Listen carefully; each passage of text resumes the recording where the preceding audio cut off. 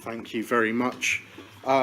Ladies and gentlemen, welcome to this extraordinary meeting of Northumberland County Council being held on Wednesday, 30th of March 2022. I welcome any public who are watching on YouTube as well. In accordance with Council Procedure Rules, Rule 19.1 of the Constitution of Council, can I please ask members and officers to stand when speaking? Can I also please remind members that speeches should be limited to 6 minutes in accordance with Rule 12.4 of the Council Procedure Rules? Please may I remind members and officers in accordance with Rule 22.2 of the Council Procedure Rules that all mobile phones must be placed in silent mode and no calls should be made or received in the room during the meeting. The next item I have on the agenda is item 1, apologies for absence. Karen? Apologies to Councillors Bridget, Kennedy, Gallagher, Fairclough and Housekeeping. Okay, I've also got apologies from Councillor Humphrey, Councillor Towns and Councillor Horncastle. I see, Councillor Ball, you have your hand up. Councillor Mark Purvis. Scott? Councillor Scott. Thank you very much. Okay, we've got those all recorded. Right, okay, I'll go to the next item on the agenda, which is just also to note minutes. Please note that under Rule 16.2, minutes of any previous meetings will not be considered at this meeting, but the next ordinary meeting of full council, in case anyone's wondering why they weren't there. The next item is item 2, disclosure of members' interest. Councillor Bourne. Thank you, Chair. Just on the item 4, the local plan, just for an abundance of caution, in my day job I'm a solicitor and I have clients. Clients have interest in Northumberland, but there's nothing in there of a direct pecuniary nature or directly involved in the plan, but I just thought I'd put that on the record. Thank you, Councillor. Councillor Bainan. Thanks, Chair. Declare an interest on item number 7. Thank you very much, Councillor Bainan. Any others? Councillor Oliver. If I could just sort of check on this, please. Part of the plan is about land allocation and a sand and gravel extraction site in my ward. I have, made public my, I've raised on behalf of residents concerns about that in the past. Am I still okay to participate? I mean, it's one part of a very large plan. It's subject to a planning application, and that's not the decision we're making today. Yes, because it's subject to a planning application, and that's not the decision we're making today. You'll be making that. That'll be made at the appropriate committee. Councillor Reid. Yeah, Chair, did you not at the beginning of the meeting ask us all to stand when we spoke? I did that last time, you remember, and I used my discretion at that time. We haven't got off to a good start then, have we? Duly noted, Councillor Reid. Next item on the agenda I have is item 3, which is the joint report of the monitoring officer and the interim senior service director of the Seg Hill by-election and proportionality report. At this stage, I'd like to say welcome to Councillor Eve Chicken. And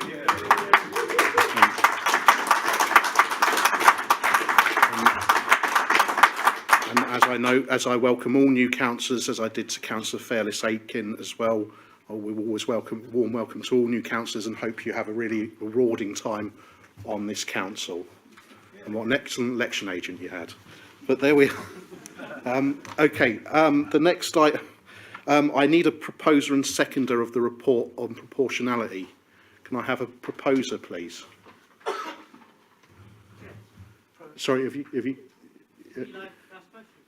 if you wish to answer a question, yeah, once it's been proposed, I think it's. So it's been proposed by Councillor Wearmouth, seconded by by the leader, Councillor Glenn Sanderson. Yes. And you have a question, Councillor Hill? Yes.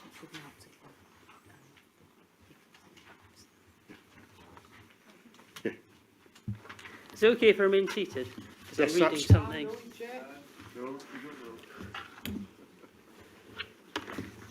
I'm sure you'll all hear me. Just for clarity, because well, we haven't had much clarity on this in the past. When things haven't been all that clear, it's particularly important to have clarity and to reassure anyone who is of a suspicious mind. The question is, just to confirm, on the proportionality report it said that if the numbers are under 0.5 it's rounded down, and if it's over 0.5 it's rounded up. So am I right in thinking, if you look at page 6, appendix 1 of the proportionality table, so it says committees of 5, Conservatives 2.46, so they would have 2, Labour 1.49, which is unfortunate, but we just mean 1, and then there would be 3 pool positions, and then just to take, for example, committees of 9, Conservatives would have 4, Labour would have 3, do the quick math, and 2 would be pool. Am I right in interpretation on that? I believe that Phil Hunter can answer the points on this. Phil. Chair, I'm happy to, rather than officers, just on the first point. Can you hear me? You can hear me if I stand up. That's great, actually. Right, okay. So on the first point, on committees of 5, I think that your maths was a little bit out. 2 Conservatives, 1 Labour because it's 1.49 because of the change in the number of members of the Labour group. And then there would be 2 in the pool. I think you said 3 by mistake, but my apologies if I misheard you. I think the only other change in all of the report, Councillor Hill, is to committees of 8, which has the same thing because of the change in the Labour group. There was 1 more goes into the pool, and the same for committees of 15, which I think is licensing, and again, it's the same effect. So those are the ones that have changed. If you're looking for the changes in the report. Phil, do you have any That's further fine. to add? Thank you for clarifying. Okay, thank you. I don't see any other hands, so it's been proposed and seconded. Can I take a vote? We approve, or do we approve that? Great. Thank you. So I move to the next item on the agenda, which is the main business of today, I think it's fair to say. It's the report of the Interim Executive Director of Planning and Local Services adoption of the Northumberland Local Plan 2016 to 2036, and I believe Rob Murphy is going to open this.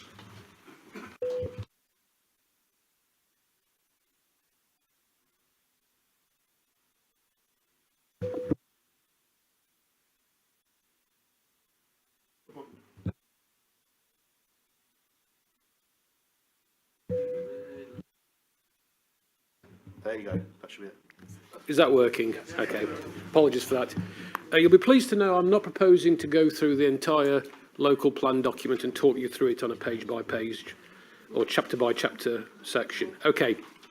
To get to the main points, having a modern, up-to-date local plan is the very basis of the planning system in England. It is called a plan-led system. That's because the default to when you're making decisions on planning applications is the local plan.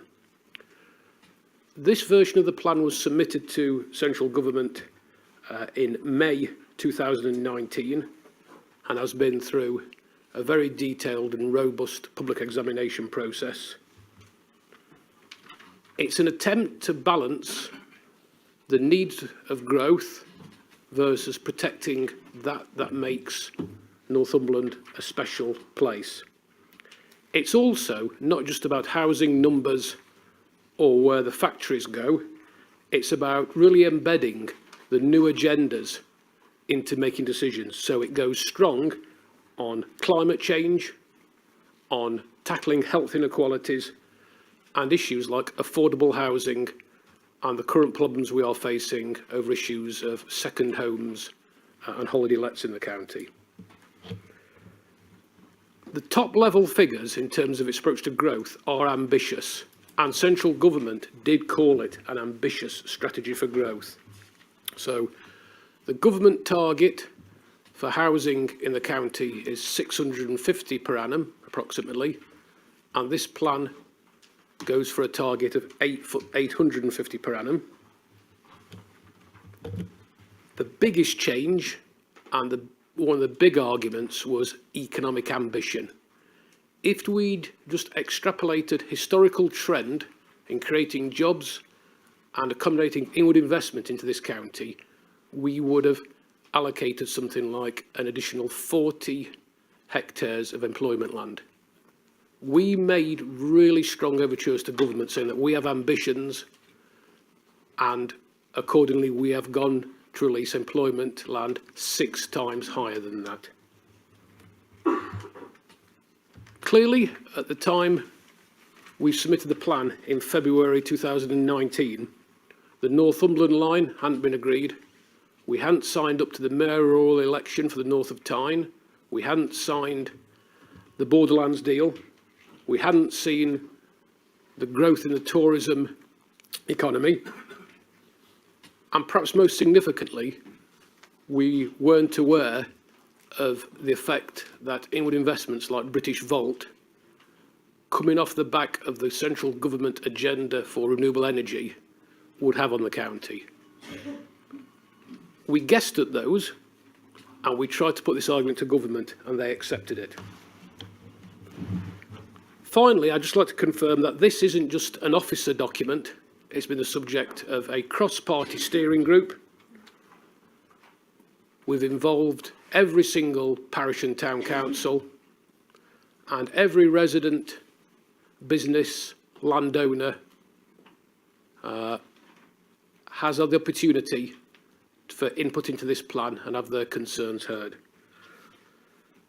So this plan is a culmination of a lot of work, and I believe it is very much, and I'll use the phrase, it's a cake and eat it plan. It protects the green belt, but it is hugely aspirational for growth and those other agendas I mentioned in terms of climate change and tackling issues like health inequality. So on that basis, I'd like to recommend it on the basis set out in the report. Thank you. Right. Before I do anything else, I don't know if the leader wishes to say anything. I would not like him to propose at this stage, but if he wishes to present on the report, he'd be more than welcome to. Because what I'm going to do is I'm going to, rather like planning, we're going to do a questions, if there's any questions first, and then we'll do the debate once it's been proposed. And I've been told to make sure we're quite strict on that. So just as you would in the planning committee, questions bit, and then any debate after that. And not do what we sometimes do at planning, get that wrong way round as well. But so if we can ask, do you want to present anything at this stage, leader? Yeah, yes, I would. I'm going to stand up also. I'm just simply going to. I'm not going to be like a planning officer at all, because I couldn't do that job. But what I would say is that this is like the previous report, full of clarity. There is no lack of clarity in this. There was no lack of clarity in the previous report. This one is a testament to hard work by officers, testament to our all-party group of councillors who have worked hard on this for many years. In 2017, the previous administration took a difficult decision to say that the core strategy then was not fit for purpose. This was going to be around making sure that we had the right houses in the right place, in the right part of the county, at the right price and of the right type.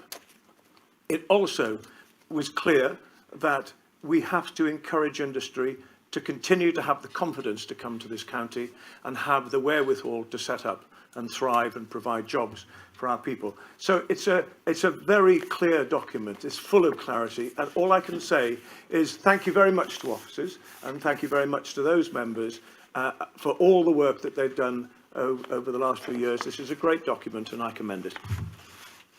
Okay, so at this stage I'm going to invite questions, and please keep this to questions. If you want any debate, we'll do that after it's been proposed and seconded. So do I have any questions? Councillor Hill, then Councillor Robinson. Thank you. Okay, I'll stand up. Just standing up to people. Just my question. I think obviously this is a incredibly long, complex document, so it's difficult to know where to begin. Obviously, commend everyone that's put all the work into producing this. I know it's gone through a number of hurdles. Could you just talk us through one or two of the most controversial parts, the parts that, if somebody did go through it with a fine-tooth comb 20 times, as opposed to ones that I've done, what would they pick up, and what would you predict in the future, which bits cause problems with inspectors? So just what are the more tricky, controversial parts?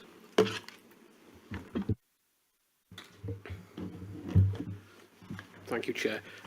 Without going too far down the path of conjecture, I would say that the big difference, what this plan represents, is that when we talk about delivering affordable housing, or we talk about delivering places in schools, or delivering open space, or biodiversity, or paying for healthcare facilities, we used to negotiate that through the 106 process on a case-by-case basis. One of the real big challenges in preparing this plan is that the entire approach to growth has been viability tested at the plan level. And government concurs with us that this plan works and that the private sector should be able to deliver on the basis of what's in this plan. Clearly, to do that, we've had some very difficult decisions, and we absolutely pushed, for example, to get the affordable housing percentages as high as possible over all parts of the county. But there was a big pushback against that in terms of viability arguments. So an example would be, so rather than going for, say, a set 10% or a set 20% level of affordable housing, there are variable levels which are the highest we can justify in all parts of the county. And clearly, for the future, it raises certain issues in that you only have the ability to negotiate affordable housing provision in this way on sites typically of 10 or more, or 5 or more units in the AONB. That leaves a big area of the county where you will not see larger housing schemes come forward, and those are very much the areas of the county, for example in the coastal and some of the rural communities, that are suffering the problems of high levels of second home and holiday home ownership. So what we've tried to do is temper that by doing two things. I think this will be a cause of some friction for the future, and there'll be a lot of pleading of special cases in that in areas of the county that will have 20% or more by parish of non-primary residence properties, i.e. holiday homes or second homes, then any new homes will only be for primary residents only.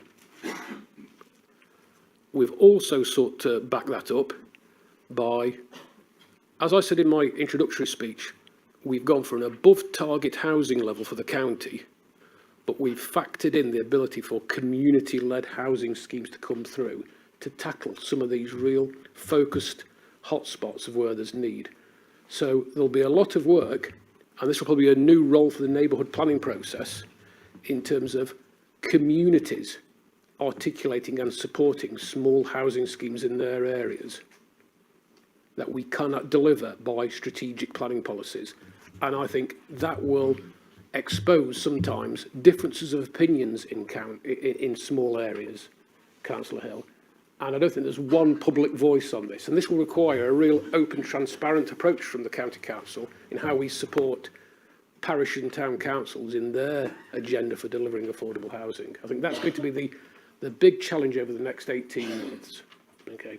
The plan's gone as far as it can do on this, and we did push this, and the government pushed back where it felt we were being too potentially onerous on the development industry.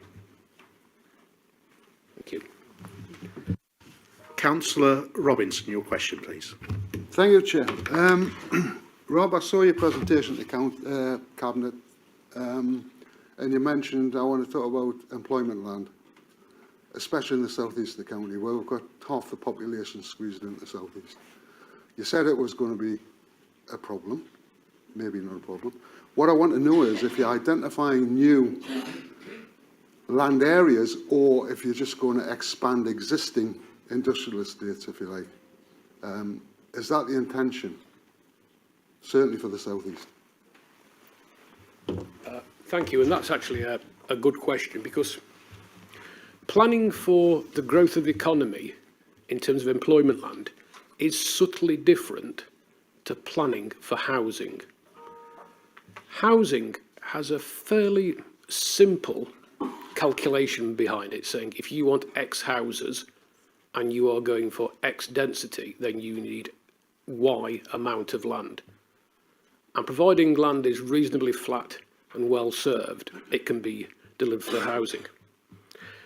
Part of the debate we had with government is that if you take national assumptions about employment land, you end up with a generic figure, and in a place like Northumberland, we will not be having very high numbers of jobs in office-based accommodation. And equally, we could be seeing some, what I'm calling very, not land-hungry uses for employment land, but fairly low-density ones. For example, if you think about the British Vault site, that site is going to have 3,000 jobs on it. It could have equally had on it a test turbine facility that may have only had 50 jobs on it. So it isn't just about allocating enough land to meet our job shortfall. We need to plan for choice, churn and mix in the employment land market, so all developers of all types can find sites of the right sizes in the right locations. And this is why we had such an extensive debate with central government, because the starting presumption is you just extrapolate past trends, so that would have given us 40 hectares of employment land up until the mid-2030s. We want to have flexibility to accommodate very large single employers and lots of smaller businesses as well. And that's why we've gone for a very broad range of employment land. And we've even taken the very unusual step of taking some land out of the Greenbelt for employment uses where there are logical sites in the southeast. So I think we pushed that as far as we could do, because at the time of the examination, I can remember on the first day going through this, we couldn't put on the table that British Vault then, because it was covered by a non-disclosure agreement. But I think that as British Vault and other investments come along, we may need to release further land in the future for employment uses. But that needs to be on an evidence basis, and that could come through a major piece of work, such as the Northumberland Line Growth Corridor, that could look at additional housing and employment, but on the basis of evidence that will develop over the next months and years. Thank you. Okay. Councillor Swinburne. Thank you, Chair. Rob, you just mentioned there about further expansion on employment and housing, etc. There's a number of towns and parishes within Northumberland who have either brought in a neighbourhood plan, are currently looking at bringing in one, or are in the process of doing it at the moment. There are concerns by residents that the local plan would override any neighbourhood plans that they've already got or are considering bringing in. Could you please explain how the two fit together and how it works, please? Thank you. Thank you, and I'm not just saying that, but that's equally a good question. Okay. I think it's fair to say that what I would call the first generation of neighbourhood plans, I remember we were a national pilot for neighbourhood plans, were a reflection of the really out-of-date district-based local plans we had at that time. So they tended to try and do everything. As we've moved forward and as the work on the local plan has become clearer, the newer neighbourhood plans, particularly the ones made in the last 15 months, are very much slimmed down and tend to focus just on the issues which are of most importance to that community. So, for example, Almouth has a neighbourhood plan with just one policy about second homes in it. Okay. With that observation in mind, I would say that the older neighbourhood plans will probably need a refresh, and that might be quite a fundamental refresh, particularly the eldest ones. But the latest neighbourhood plans should be fit for purpose, because they've been prepared with an eye to what was coming out of this local plan. We can support neighbourhood plan groups on updating and refreshing neighbourhood plans. I would add on finally, there are two issues though which I think will see the neighbourhood plan process become even more popular in this county than it is already. And that's that neighbourhood plans can be a really clear way of helping to deliver central government support for us to improve the design of new housing and new development. So design codes can become part of the neighbourhood planning process. And also the real challenge, and the challenge for those smaller communities and the coast and the rural areas, will be a role in delivering community-led housing. And I feel that the neighbourhood planning way of working is a good way of doing an open, transparent, community-based exercise in identifying small housing sites. So we will continue to support neighbourhood plans. I have a dedicated resource for it. I am not proposing to alter that. And so neighbourhood plans will be a big part of what's moving forward. Final comment on that is you'll probably all be aware of the planning white paper, which came out some time ago. It does sound like that most provisions in that will be dropped. However, it's never been mooted by central government that they're going to downplay in any way neighbourhood planning, so it will be a constant thread, and I think it's a really important thread for this council. Thank you. Thank you. Councillor Murphy, your question, please. Thanks, Chair. Apologies if this question is answered within those papers. If it is, I haven't seen it. I'm really interested in regional architectural styles, and one of the things that I've raised at LAC planning previously has been concerns that I've had about design and style. And one of the things I've been told is wait for the local plan.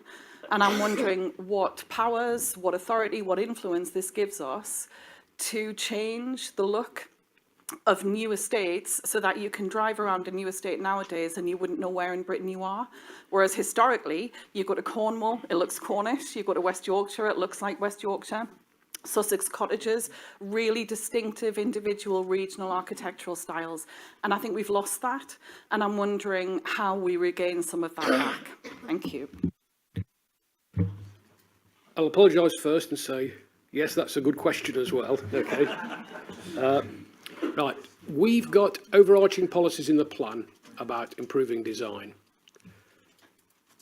If government were here, they'd be saying, yes, we can empower you to require design which is a better reflection of the local culture, vernacular, density, grain, whatever you will, and have a sense of place.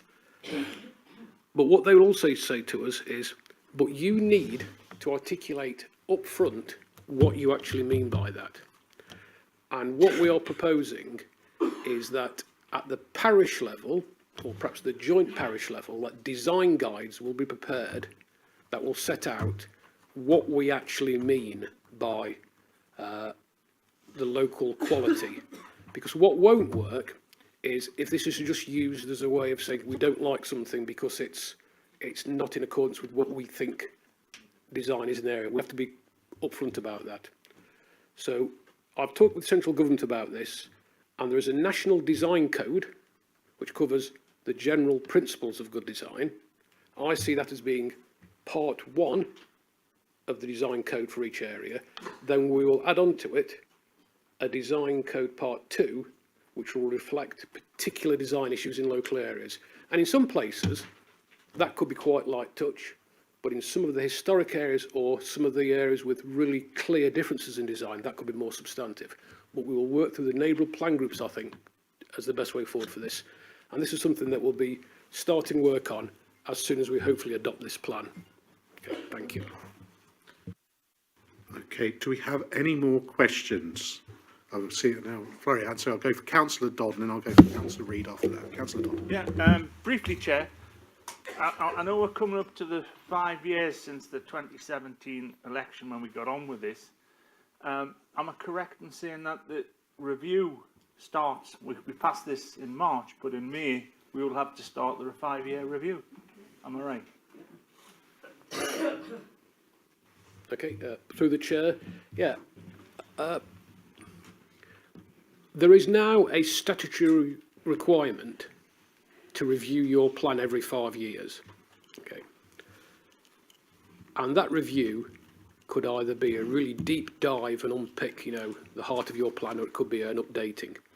We already have at least 2 issues that we know that we need to address. One being the Egyptian traveller site study, and the second is the open space study. Both those have been programmed, and we'll be doing those via an immediate review of the plan. As I mentioned in my comments earlier, what we couldn't demonstrate with certainty at the time of the examination in public was the fact that the Northumberland line was going to go ahead, and that British Vault was going to go ahead, and this economic renaissance was going to take place. So, with what's happening on the ground, I think we will need to include elements of that into the review, and already we've started talking about the Northumberland line growth corridor. So we will be going straight into a review, but not about the heart of the plan. It'll be the fine-tuning of the details, and I see that as been a constant process of meeting changed economic circumstance and increased opportunity. Because the thing to, I think, really get across here is, because this has been agreed by central government and they've listened to all the arguments and counter arguments, it's not just what we want or what we wish to see, it's what we've evidenced. And for things like the effects of, say, the Northumberland line corridor or the opportunities, we couldn't directly evidence that at the time of this examination, so that will need to come as part of a review. Okay. Okay, Councillor Reid. Thanks, Chair. I noticed that Councillor Dodd didn't ask a good question, and I don't think you're going to. I don't think you're going to like my question either. But never mind. If you look at the document, the plan runs from 2016 to 2036, so we're already 25% through. So why can't we just shunt it all and have it start at 2022 when we've accepted it? And given that the answer to that will be no, is there any plan to go back to stuff that got passed when we didn't have this plan, that we didn't like, but got put through because we didn't have a plan? Is there any retrospective action we can take against stuff that got done that we didn't like? Okay, right. That's a good question. It is a good question. Right, 3 points then. 3 points. All the questions so far have been really good questions, and I'll keep asking them. Okay. In reverse order, can you make retrospective decisions? Right. And this is a two-edged sword. Okay. Once you grant something, then that's a decision. And the only way you can change that is by rescinding it. Okay. And when I say grant, I don't mean just a committee decision. I mean, for example, when the Section 106s are fully signed up, etc. Okay. The flip to this, though, is that the decision you make on a planning application, even if an application's been in for a year, on the day you make the final decision, it has to be in accordance with the plan. And at any one time, we will have more than 1,000 applications in the system. So all those will need to be decided on the basis of the new plan. The only way you can visit things retrospectively, and sometimes if there's a dramatic change in policy, you could go back and look to quash decisions, but that would involve paying compensation to the landowner. Okay, so we won't be doing that. Yeah, we won't be advocating doing that. Okay. In terms of local plan timescales, okay, it is always the case that you end up adopting a local plan that covers a time that is partially retrospective, because the government targets and how we've assembled the evidence include some elements of decisions already made. So when I talk about the plan looking to make provision for 850 homes per year as a target, that figure includes commitments already made on the ground in terms of permissions on the ground that have been made that haven't been built out yet. So you need to take a partially retrospective view, because otherwise, on the date you adopted your plan, you'd be ignoring the previous decisions you made that were still going through the system, and so you wouldn't be counting actually those permissions that are only pieces of paper at the moment that haven't been built out yet. As you review and you do updates to the plan, you can push the end date forward, but at the moment the plan has been evaluated in terms of needs and costings over the timescale that it's headed with. So yes, so in simple terms, no, we can't change the date. Okay. Okay, Councillor Dale. Thank you very much. Can I just go to the main modifications? I've got the document here, but it's 300 pages of main modifications to the plan that the inspector reviewed. Can I just ask you, one of the main things, one of the councillors brought up about the neighbourhood plans and the greenbelt settlements, etc. I've had a good look at the documentation for the main modifications, because that's where all the hidden things are. And I have to say that we need a clear outline for our parishes about the value of their neighbourhood plans and changes to the neighbourhood plans, but also those who don't have neighbourhood plans, who seek to look for further growth in their villages, where they only have green belt, where they've got clear green belt boundaries. And certainly the main modifications are, there's altered words all over, and they're quite actually hard to go through, and I've been through them, and I'm still sort of a little bit, I'm not sure whether that's correct, and some people I know have looked at it and said, I don't understand it all. So it is a real issue, and I agree with the Councillor for Cramlington that it's something that needs really to be clarified, especially by those areas, tight green belt. And we have a lot of them actually in the west, and we need to ensure that all parish councillors understand totally, because as you said, we're working now to 2036, and actually in that time our small villages will want to grow, because otherwise they won't be sustainable, the schools won't be sustainable. So we need a further guidance to the parishes on that type of work. I'm not asking you to respond now, because I know you will. It's just something that needs to be brought up. Likewise, sorry, I do welcome... Is there a question? Because this, yes, a lot of this is coming across as debate, right, I do have to say. I said I wasn't going to ask him, but I'll ask him a question then. Please, could you have a look at the main modifications around the neighbourhood plan, the green belt in smaller communities, especially in the west, I don't know if anybody else has, and provide a document to clarify, putting together all the main modifications. As I said, the 300, I'm actually only talking more or less around the pages 50 to 53, 54. But they do need clarification, because the parishes don't quite understand what it means, and I can't quite understand that. So if we could have a document on that, because it's so important, because some villages are writing neighbourhood plans now, some have got some in place, some are haven't even made them, and it is important. And the other thing is just to mention on the release of employment land, and I welcome it, especially in Predo, but can you tell me if you're releasing the same amount, the amount of land that is required to bring the skills in for that release of employment land? Does that make sense? Right. I think there's a slight element of confusion here, okay, in that we submitted the local plan to government in May 2019. Government's activity on planning never stops, okay?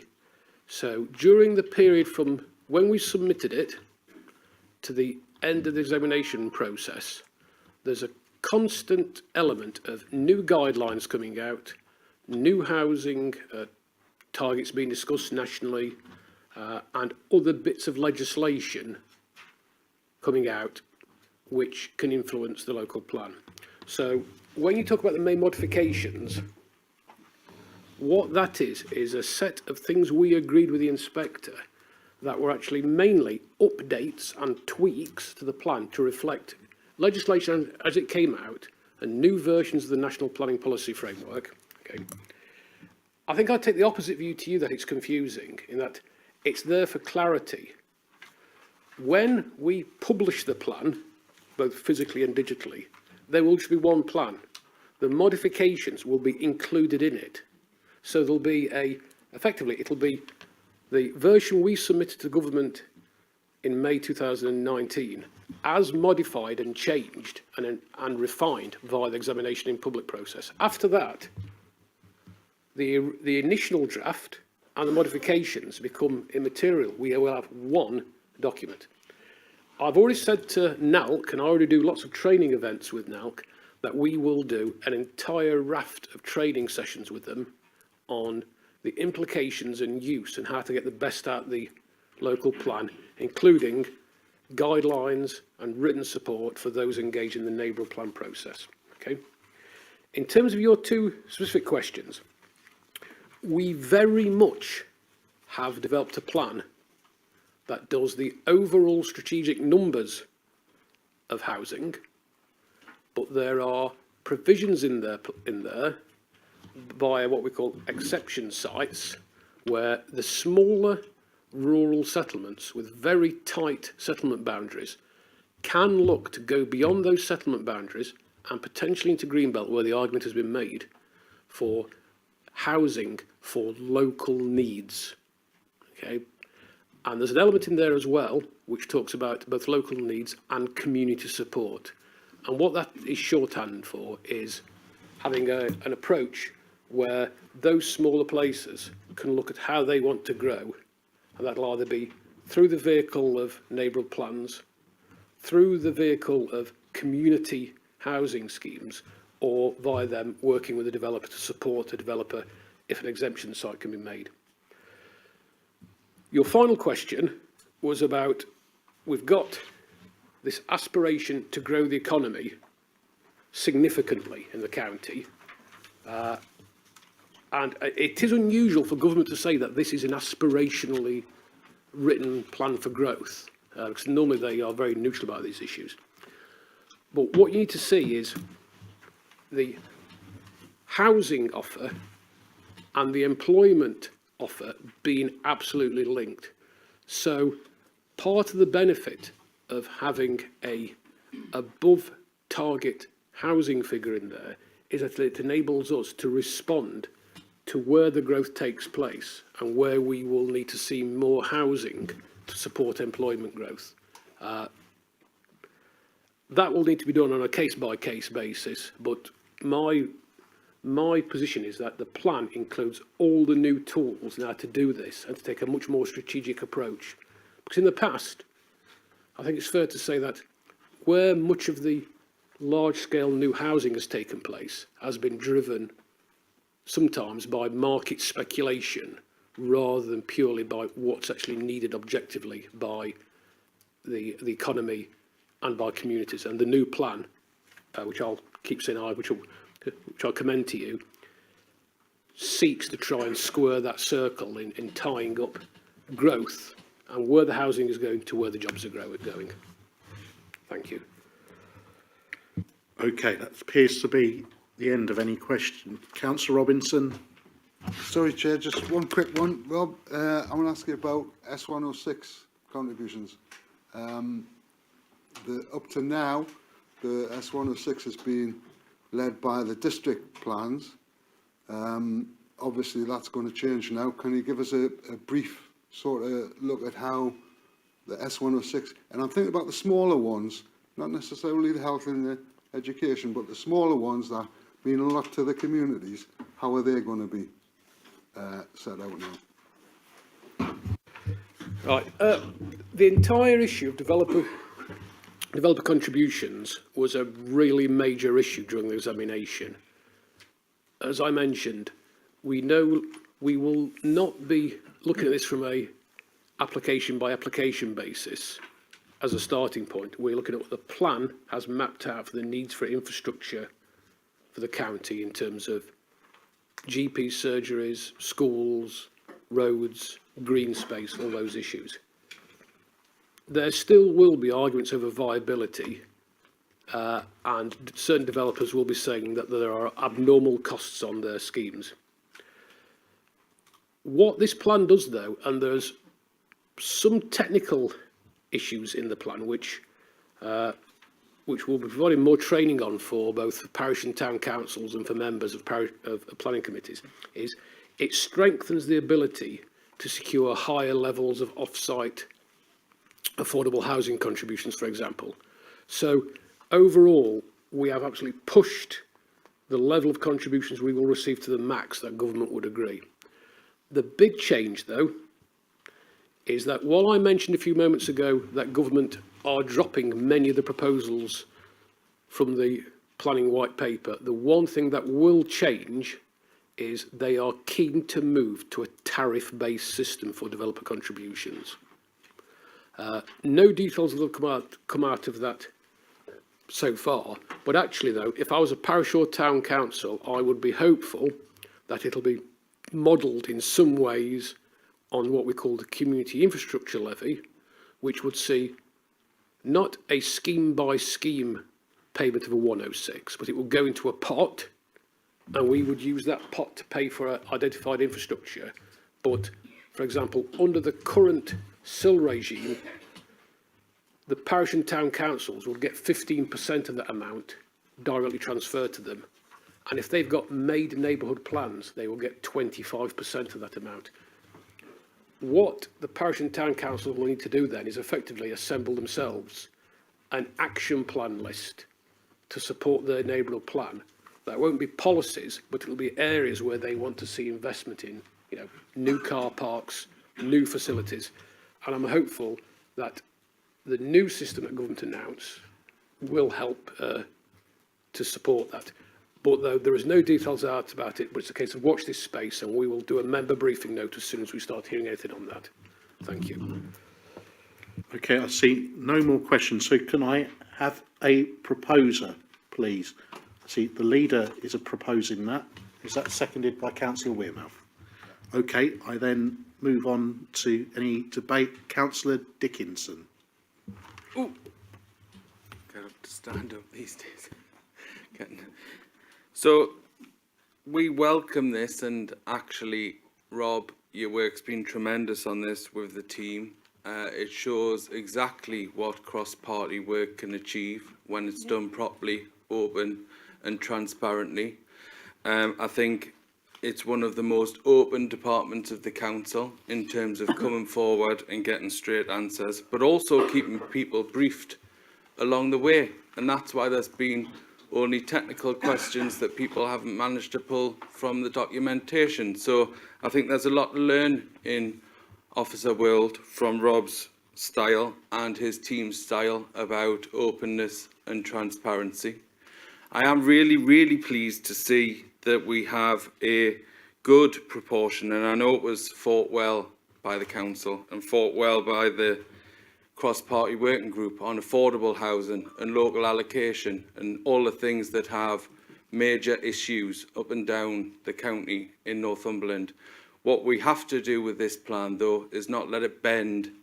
We have to keep strong with it, and we have to ensure that we don't have developers twisting our arms to offer us alternatives, to have things in places that aren't where the people need them.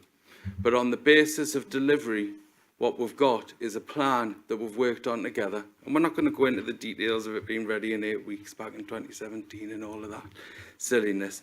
What we want to do is draw a line now and say, actually, this is a good piece of work. It's a good piece of work that's been achieved together on a cross-party basis by listening to those that represent their communities. And actually, it's a plan that can deliver on employment benefits, it can deliver on housing, and it can deliver on a whole range of things that we all want to see achieved in Northumberland. But it's through Rob's hard work, the committee's hard work, and the openness and transparency of this process that's led to this position today, where we haven't got people, well, not yet anyway, shouting and arguing on, where there aren't huge amounts of questions because members have been well informed. You know, it's a lesson to be learned, and I fully support the plan, and it's a living document. It will change, and we will need to have modifications, and we will need to move forward together, and I hope that can be done on the basis in which this report's being pulled together on a cross-party basis. Any major modifications that need to be made, let's do it together, because, you know, committees on planning are apolitical. So we've all got to get behind the plan that sees them through. So that's our contribution. Thank you very much. Councillor Sesford.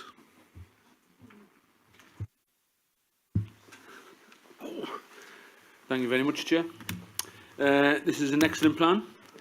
A plan which not only addresses the provision of new residential developments, but unlike the last incarnation, recognises the need to improve the quality of jobs and skills in Northumberland and attract new businesses.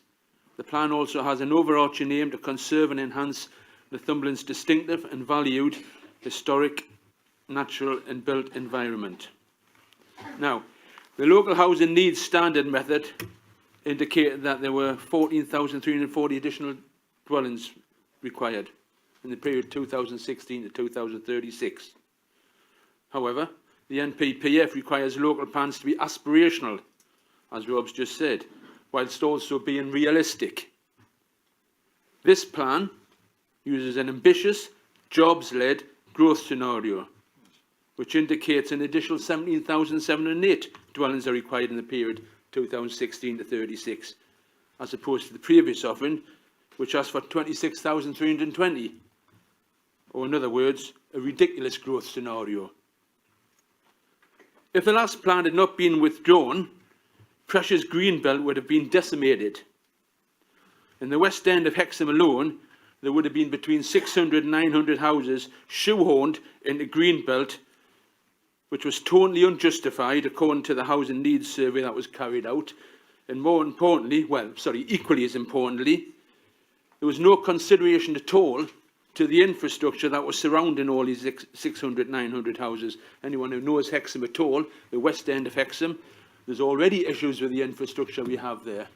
So sticking another short of 1,000 houses on there would have made that even worse, and that was not considered in the plan the last time round. This plan also makes it clear that there are no exceptional circumstances to justify any deletion of the Greenbelt for residential developments, unlike the previous tail wagging the dog approach of the last plan. It directly protects the areas our residents live in while still promoting economic growth. There's a clear distinction between the build the houses and the employment will follow approach of the last incarnation, which had little or no strategy to develop employment, to this plan, as Rob's quite clearly stated just earlier, which says creating employment is a key driver of housing numbers. A plan which supports improvements in town centres, encourages development in rural areas to support their economy, and to enable local people to live in their communities in which they grew up. Finally, there is also recognition in the plan of the need to address infrastructure improvements arising from any proposed developments, which was again, as I said previously, barely paid lip service in the withdrawn core strategy. Councillor Oliver. Thank you, Chair. I'm not going to mention any numbers following a maths teacher, but I would welcome I do welcome the comments of Councillor Dickinson, the Labour leader, and it's good to see the consensual approach recognised and praised. When I became a councillor in 2017, there was a plan on the table that I think might have done serious damage to our county, and that would have been irrevocable. We would have been building houses in large swathes of green belts, and I think everybody in the council has now changed their approach, and I welcome that. And I think what we've got on the table today is an ambitious plan. It's ambitious for housing, it's ambitious for jobs, It brings thousands of industrial green jobs into the southeast corner of the county. We're already seeing that. We're seeing British Volt, we're seeing JDR, we're seeing the Northumberland rail line and all of the massive opportunities and the extra investment that will bring. So, there's investment in both of our serious investment in both of our southeast Northumberland constituencies. As well as that, it's also recognising the important role that tourism plays in the north of the county and the west of the county. We're seeing initiatives like the Ardgefrin distillery in Wooler. We're seeing investment in broadband across the county, and this plan underpins all of that.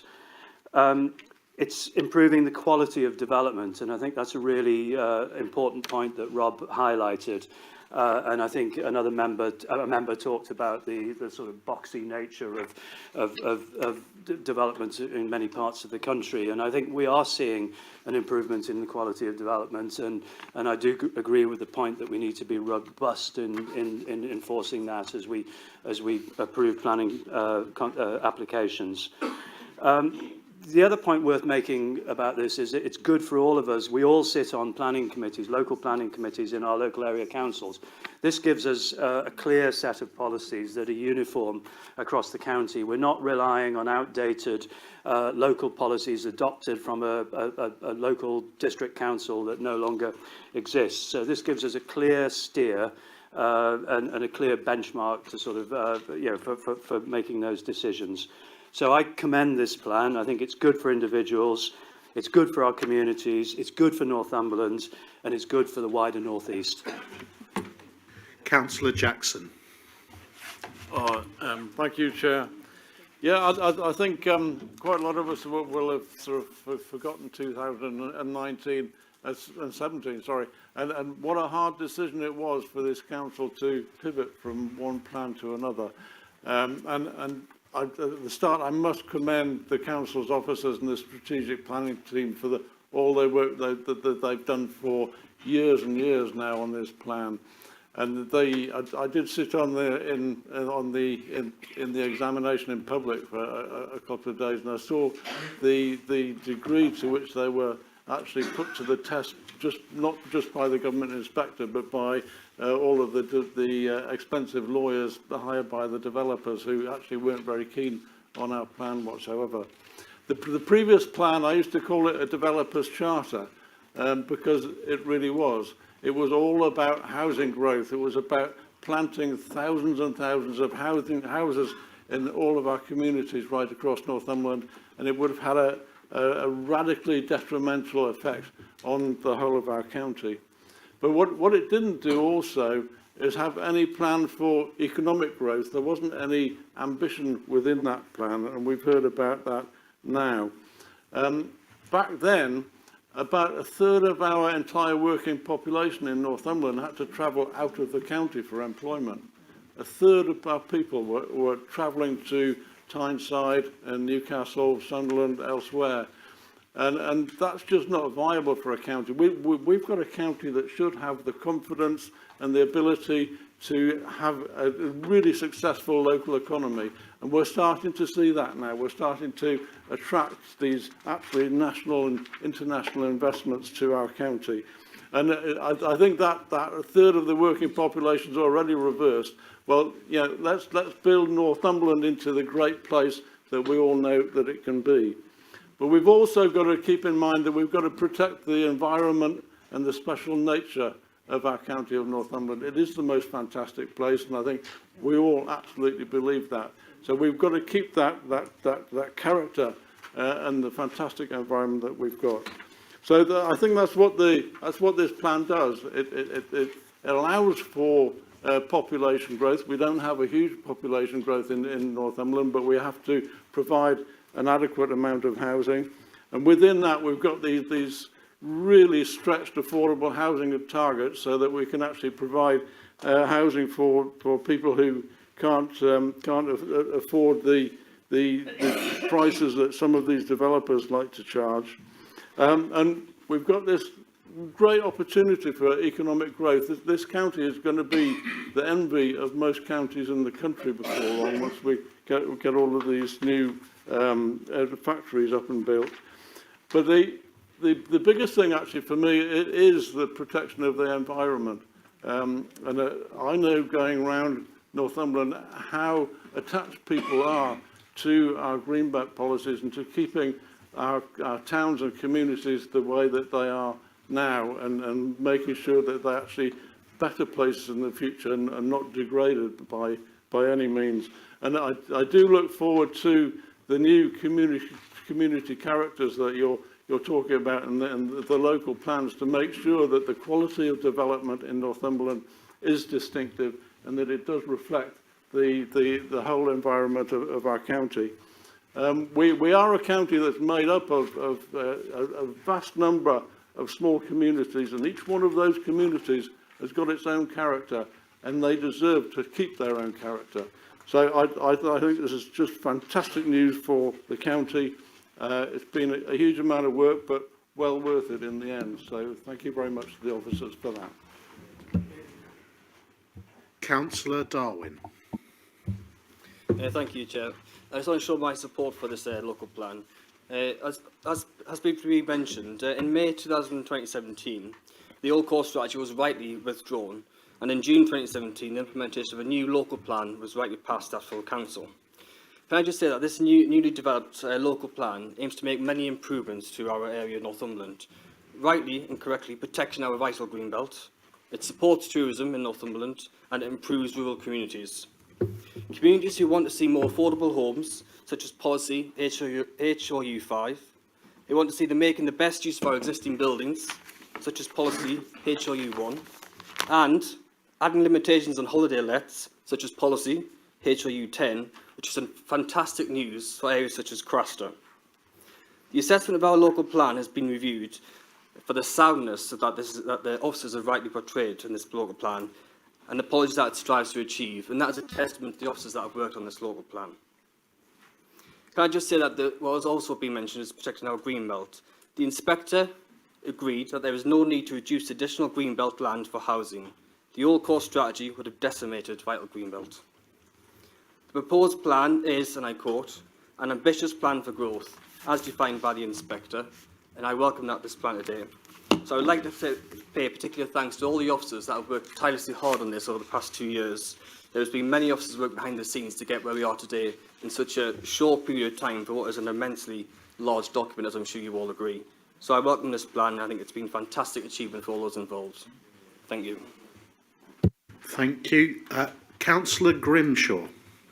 Thank you, Chair.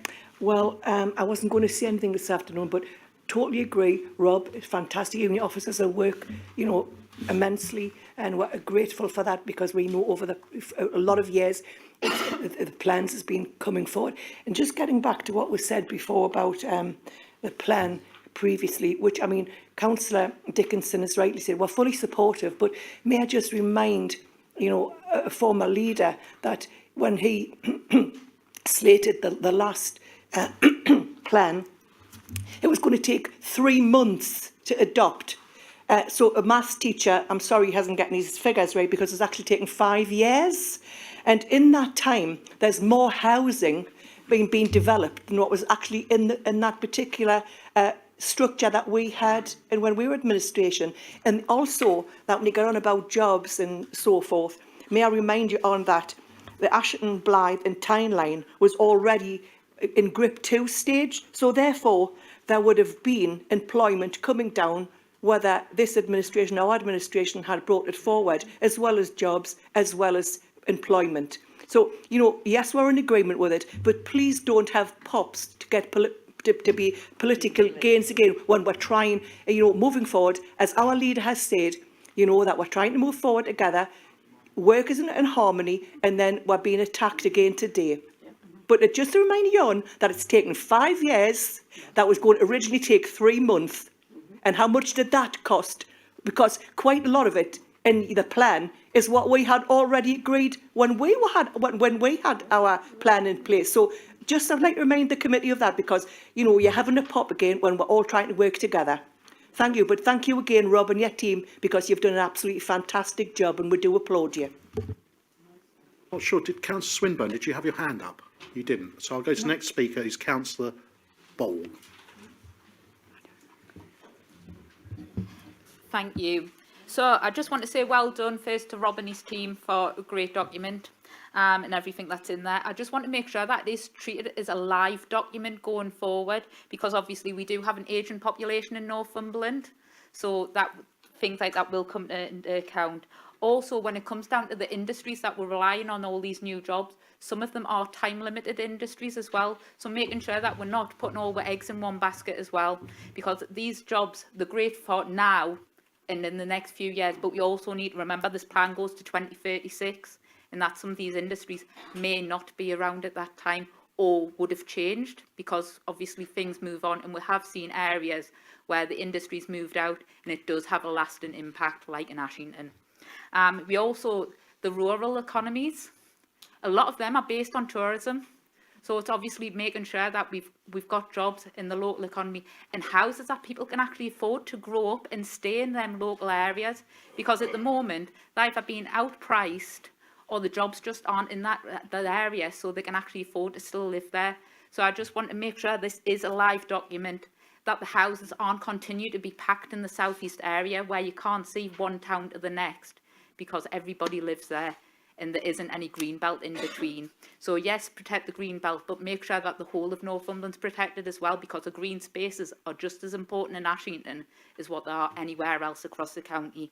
And that's it really. So thank you to your team, and that's all I have to say on it. Cheers. Councillor Murphy. Just following on from the point on affordable housing, I think this is critically important, and I think I've asked at a previous meeting for a definition of what we are meaning by the term affordable, because it's different things to different people. And I know people who've applied for affordable housing to purchase, and you have to be in the very unique position of being in employment on a low salary, but a salary high enough that you can get a mortgage and not to have so much debt that you're not able to be seen as a safe risk. That's a very small percentage of people. We also need to look at affordable rented housing, social housing, and ensure that we're meeting the needs of the whole of the population. Because for all of the wonderful developments in Northumberland, you know, ordinary working folk still need places to live and places that they can afford to live close to where they want to live. Thank you. Thank you. I have Councillor Jeff Reid. Thanks, Chair. It's funny, isn't it? Back in 2009, when I was a very young man, we started this, and it stopped and started and stalled and spluttered, and my recollection is that it was an absolute total political battlefield from 2009 until this afternoon. There was no consensus. There was no joint thought about how all this was going on. You know, and it came to a head in 2017 when the Conservatives decided that the plan you'd almost got to the finishing point was pointless, and they hated it, and there was too many houses in it, and they were going to start again. So, you know, I'm glad we're here, but let's not pretend that this has not been the most difficult thing the council has ever had to do. It's a mammoth task. And Joan Sanderson is the person that's kept this together morning, noon and night. When we were all scrapping with each other, she was just working away steadily at it, gathering the evidence, calming us down, proving to us all that this is what we had to do, rather than be politically driven by any of it. So well done her. We've got a great document now, and people have, don't ever try and read it, because you can't, and it's not meant to be read. It's not. You know, if you've got a copy of the a dictionary or an encyclopedia, you don't read it until you want to know something.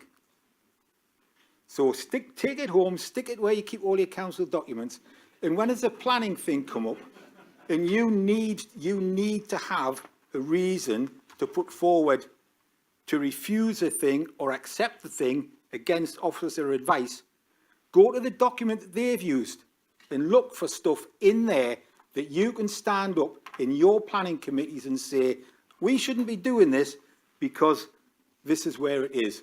And this is the joy of this. After all this time of coming to planning meetings and being beaten over the head by developers because we haven't had the defences we needed to get what we wanted. So, you know, we all deserve a pat on the back for this, really. But, you know, it has not been the joyous procession that some people have made out to be. It has been one long, hard slog. So well done. Thank you. I've got Councillor Dale, then Councillor Dodd. Thank you very much. I wasn't going to say anything, but I have to, first of all, about the previous plan. I think when we came into LGR in 2008, we had 6 different local plans to bring together. Totally separate, totally different, because obviously South Northumberland local plans were very different from Tyndale's, and then Berwick and Alnwick, and all those local plans had to be brought together. So over the years, that's 2008 to now, we've actually been still working with different local plans at our planning meetings. So first of all, it's going to be great that we're actually going to a planning committee meeting with one local plan on how we make decisions.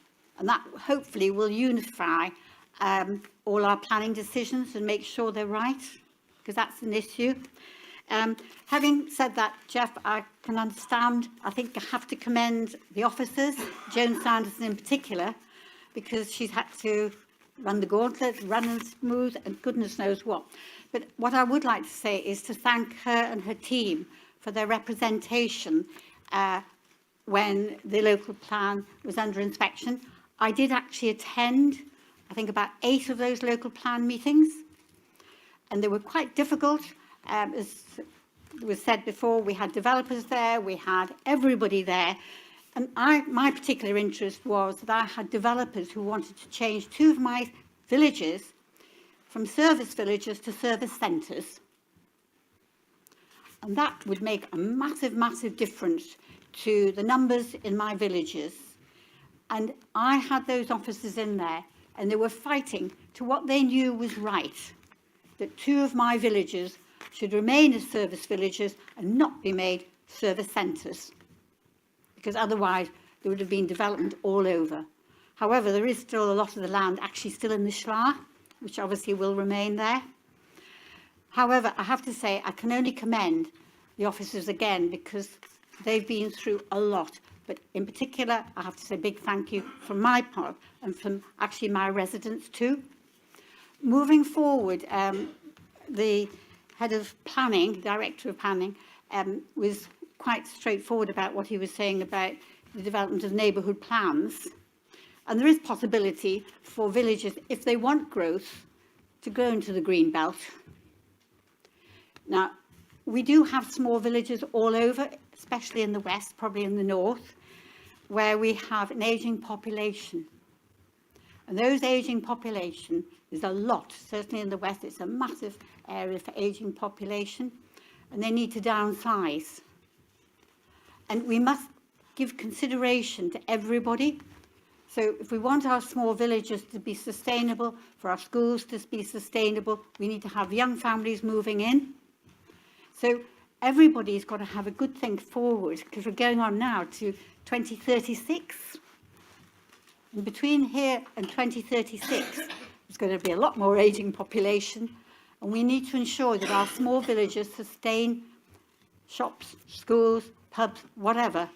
Otherwise, those villages will die. And we need to work, therefore, it's so important with the parish councils and their neighbourhood plans to ensure that all our villages thrive through to 2036 and further, because if they don't survive from 2036, they won't open again, and we'll start having major centres. So you know, I'm pleased we've come to this end, and I'm delighted and say thank you once again to Rob, and will you say thank you very much to the team as well? Councillor Dodd. Yeah. Last night I said to my wife and daughter, get your coats on, I'm taking you somewhere expensive.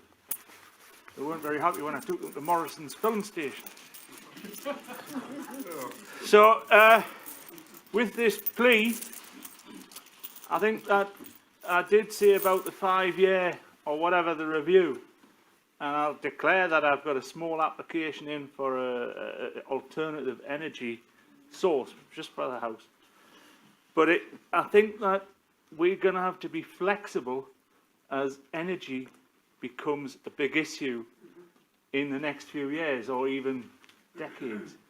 So I'd like to think that we, and I know the leader takes a big interest in the greener county that we have become. And the plea would be that I think we need to get on with that now to look at making it easier or making the processes work so we can get it now. Because I tell you what, it was expensive at Morrison's last night. 120 quid. So. Just for your supper as well. No, that was just Right. Councillor Ferguson. Thank you, Chair. I'm not going to claim to be an expert on debate, but I thought we were going to debate whether or not we should accept or reject this document. And so far, all I've really heard is people standing up discussing history and who did what and claiming credit for this, that and the other.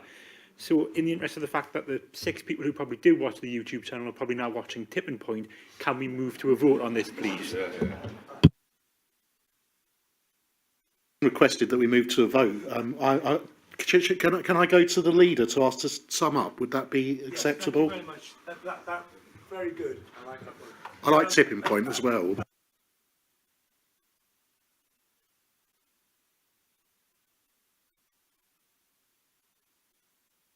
Today, I too want to thank Joan Sanderson and the team because she has dealt with numerous meetings with lobby groups and kept patient, with developers and kept patient, with parish and town councils and kept patient, and even with county councillors and kept patient, and brought together all of these strands to make this document as it is today. Now, I won't be political, but I must just pick up just slightly on the absolute fiddlesticks that we heard from Councillor Grimshaw, which is this, that if I can remind those of you that fought in the election of 2017, you will know that the Conservative manifesto was all about, well, it was all about moving County Hall, but it was actually also about the local plan. We made it clear to people that we have to have a local plan that suits the county, that suits the people, that suits industry, and suits ourselves as a council. So that's why we threw out the Labour one, I'm afraid, and we brought in ours, and it was a big, tough decision, and it was the right decision, and that's what we have today. And I'm very proud of it, for all the settlements and all the villages and all the communities. It does tick that really important climate change box. We know that the dialogue has been good between Rob and colleagues in the climate change team, and that's really important. We know, because we brought in industry, we know that, and they will bring jobs, and that will bring growth and wealth to our county. And the budget that you guys didn't vote for last month had a very important spending commitment in it, Councillor Dickinson, of £48 million over the next 4 years for affordable housing.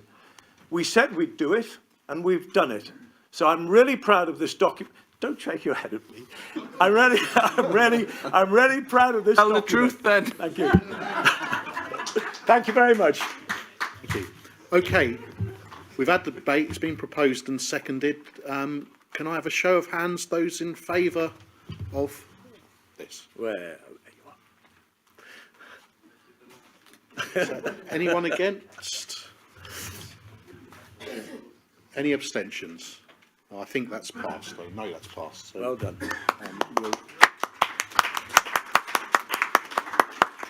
Okay, so I shall return to the agenda. The next item is item 5, report of the Interim Service Director for HR/OD. and that, am I in the right place? Yes, I am. Item page 29 of your agendas. Chair, can I have a point of clarification? Yes, Councillor Dickinson. Just from the legal services team, whoever may wish to answer, I have to be a little bit cryptic. Members of the SAC received a letter yesterday with update information. A lot relates to things in this pay policy. I don't know if the SAC committee members can participate in this or not. Fair question, yes.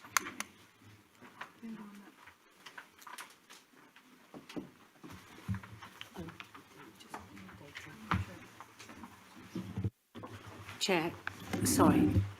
Stand. Chair, through you, Councillor Dickinson is absolutely fine because this is a pay policy in respect of the whole council, and those were specific things that were relating to a particular staffing matter. Chair, is that? Thank you. Okay, thank you. Thank you for fair enough that that's clarified. So I pass over to Councillor Wearmouth. Thank you, Chair. I don't propose to spend an awful lot of time discussing this paper, not least because there's not that much of it, actually. The Localism Act requires the County Council to prepare and publish a pay policy statement, and that is what this and the various documents and the appendices does. There is a recommendation that we're required to approve, hopefully, and that is that the pay policy for the year 2022 to 2023, attached in Appendix 1, which will be published on the NCC website in line with the transparency guidance on openness issued by the Secretary of State for Housing, Communities and Local Government. And if I can just do my own legal check there, just to make sure that that is the correct department. It is MHCLG and not DULUP. It is DULUP. Just to double check. Through you, Chair. Chair, through you, Councillor Wearmouth, it is DULUP. It's the wrong department. And we'll make a note in the minutes for that. In that case, with that amendment to the recommendations, happy to receive any comments or questions. I take it you've proposed that, have you, Councillor Wearmouth? Have we got a seconder for that? Oh, no. Councillor Stewart is seconding that. So, Councillor Dale. Yes, sorry. Can I just ask, is the pay policy statement, is it mirrored in the Constitution? Please. Chair, I can answer that for the Director. No, Councillor Dale, it's not.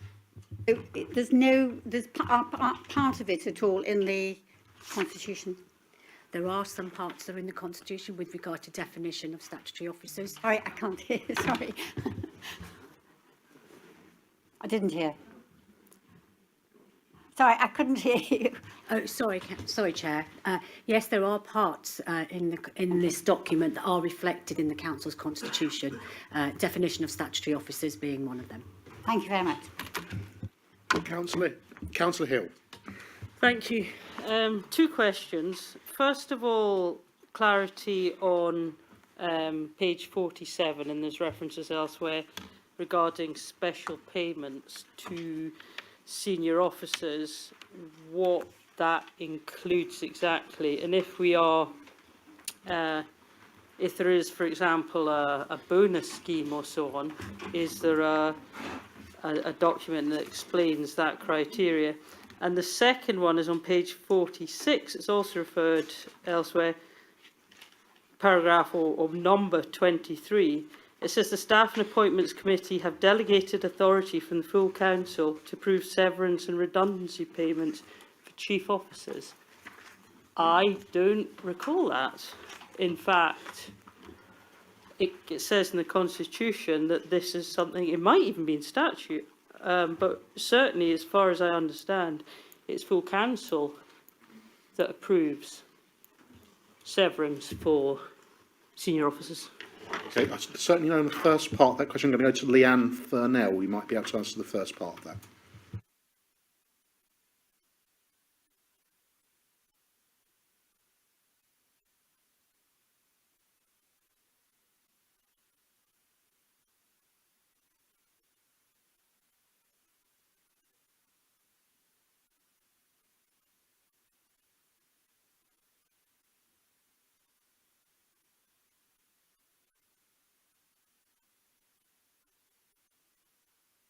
Okay, did anyone wish to answer on the second part of Councillor Hill's question, which was about...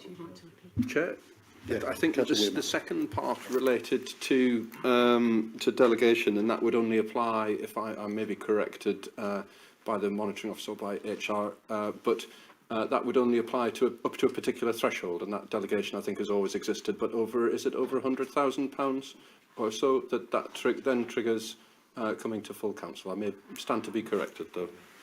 So therefore, the amendment should be then the Staffing Appointments Committee have delegated authority from the full council to approve severance and redundancy payments for chief officers of under £100,000.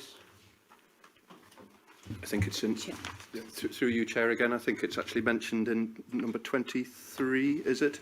Where it says, for the clarity,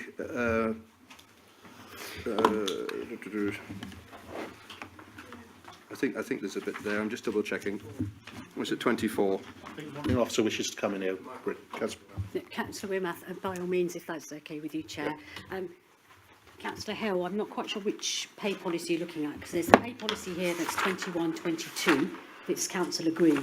You've talked about pages 44, 45, paragraph 23 on page 46. Is that the one you're referring to? Yeah, I mean, I'm just... Yeah, well, that pay policy actually is your existing pay policy that this council agreed last year. I don't know what date, probably February. That's your existing policy, which expires this March. Your new policy that you're being proposed to this chamber, Chair, has been asked to approve is from pages 33 through to page 41 in the hard copy that I've got here. And with regard to exit payments, all exit payments above 100,000k are the responsibility of full council. What, sorry, on page 34, 35?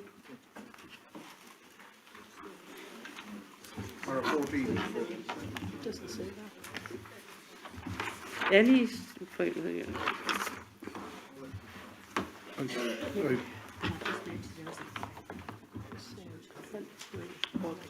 Just over 100,000. Chair. Chair, the monitoring officer wishes to add to that. Chair, and I have just noticed in this report that at page 37 of the document that you're being asked to approve says all exit packages over 100k must be approved by SAC. That should actually say must be approved by full council. That's the legislation. So that can be amended in the minutes as well. Chair, would you like me to repeat the paragraphs that Councillor Can I just clarify? I mean, this has been picked out of a document that's approved before, because that contradicts the Constitution, the current pay policy that as stated in this document. So, Chair, is that a question to me? Yes, well, yes, please. So, for purposes of clarity, you've been asked to approve pages 33 through to pages 41. I understand that the covering report actually highlights the revisions that have been made in this report.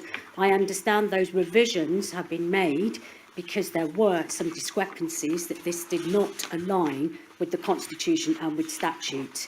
I understand the officers have prepared an appendix to show you which revisions have been made to your existing policy, which is on pages 43 through to page 53.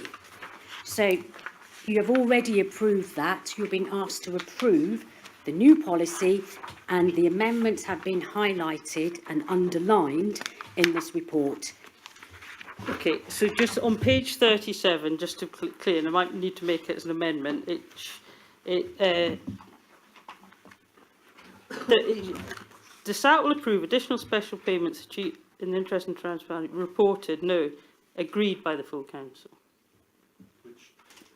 For clarity, Councillor Hill, which number are you 23, page 37. It's saying here that it's reported to the SAC.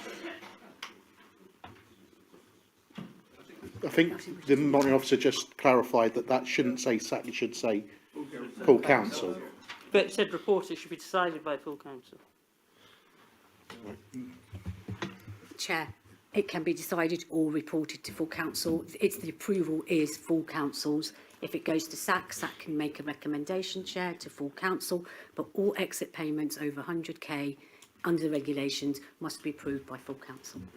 And just to confirm, the current policy is not the opposite of that. The current policy does not allow SAC to approve severance. Right. Okay, it's just Chair, important. if you would like me to clarify that as well. To clarify this, I think. It doesn't matter what the current SAC says, it's legislation, Chair. It says the regulations state that any exit payment over 100k must be approved by full council. Is there any more on this, or can we move to a vote? Right. All those in favour, please show. All those against? Any abstentions?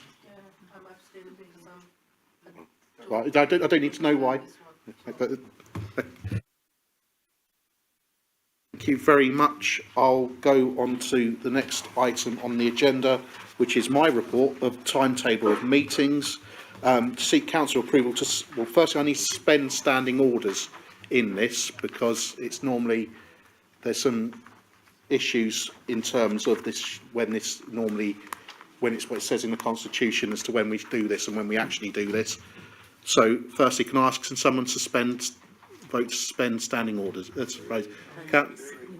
Right. Proposed by Councillor Watson, seconded by Leader Councillor Sanderson. Do we agree on that? Agreed. Thank you. You'll notice that I've made some changes to when full council meets. There's a change in January. If you look at the paper, that is essentially so we're not producing reports over the Christmas period. There is an additional meeting between the February budget meeting and the AGM, around about this time actually, and that is simply because we have an awful lot to do at the AGM, and I think there's been requests. I've been listening to what people have been saying to me. So they're two fairly simple changes. We'll keep an eye watching brief on it, of course. They're two simple changes. The further changes about the VCS overview and scrutiny committee, which Councillor Ferguson has put to me as well. So can I have a proposer on this, please? Proposed by the leader, seconded by Councillor Seymour. Oh, sorry, did you wish to? Yeah, Chair, can I just draw your attention to page 60, Standards Committee. In October, it says the 15th, but I believe that's a Saturday. Oh. So it should be the 13th. Yeah, I mean, that's if it actually goes ahead, because it's been cancelled so many times. Yes. Yes, indeed. I think we note that. We note that change. Okay, I think if we'll just take that as read that we're agreeing that when we vote that here. So can I show Councillor Dunbar? Yeah, thank you, Chair. Could we have some clarification on for the local area councils when you've got a 4 o'clock start for planning and then you've got a 6 o'clock start for the full part every 2 months? An away day we had last week, we just carried on with the full council after planning. Could you have some clarification if we'd have to wait till 6 o'clock in future? I think what's happening with that is that they are in there because we need something in there, but there may be changes depending on what comes out of the scrutiny review on what's happening with LACs. Yeah, so they're in there at the moment. I've often had lots of flexibility with chairman as to when or chair, should I say, beg your pardon, as to when you hold those meetings. I'm very happy for that flexibility to be there, but there does need to be something written down. So if we need to amend that at nearer time, I'm sure that can happen in terms of start times. Thank you. Okay, Councillor Dale. Sorry, can I just ask, and I think going on to the officer, sorry, from Cramlington, the time of the planning committees, I do think we need to be consistent because we're working, the public do come, it's one of the main meetings that the actual public do attend, or their developers or their whatever is attending. And actually they don't work just for next week when we change the date to time of the meeting. They're actually looking ahead. So I do think that we need to be consistent with the actual time of the planning committee every month. So well, every month, but every time, because otherwise, you know, we're not helping the public. We're meant to be working with them, and we want to be fair so they have the opportunity to come and give their opinion or whatever they want to do.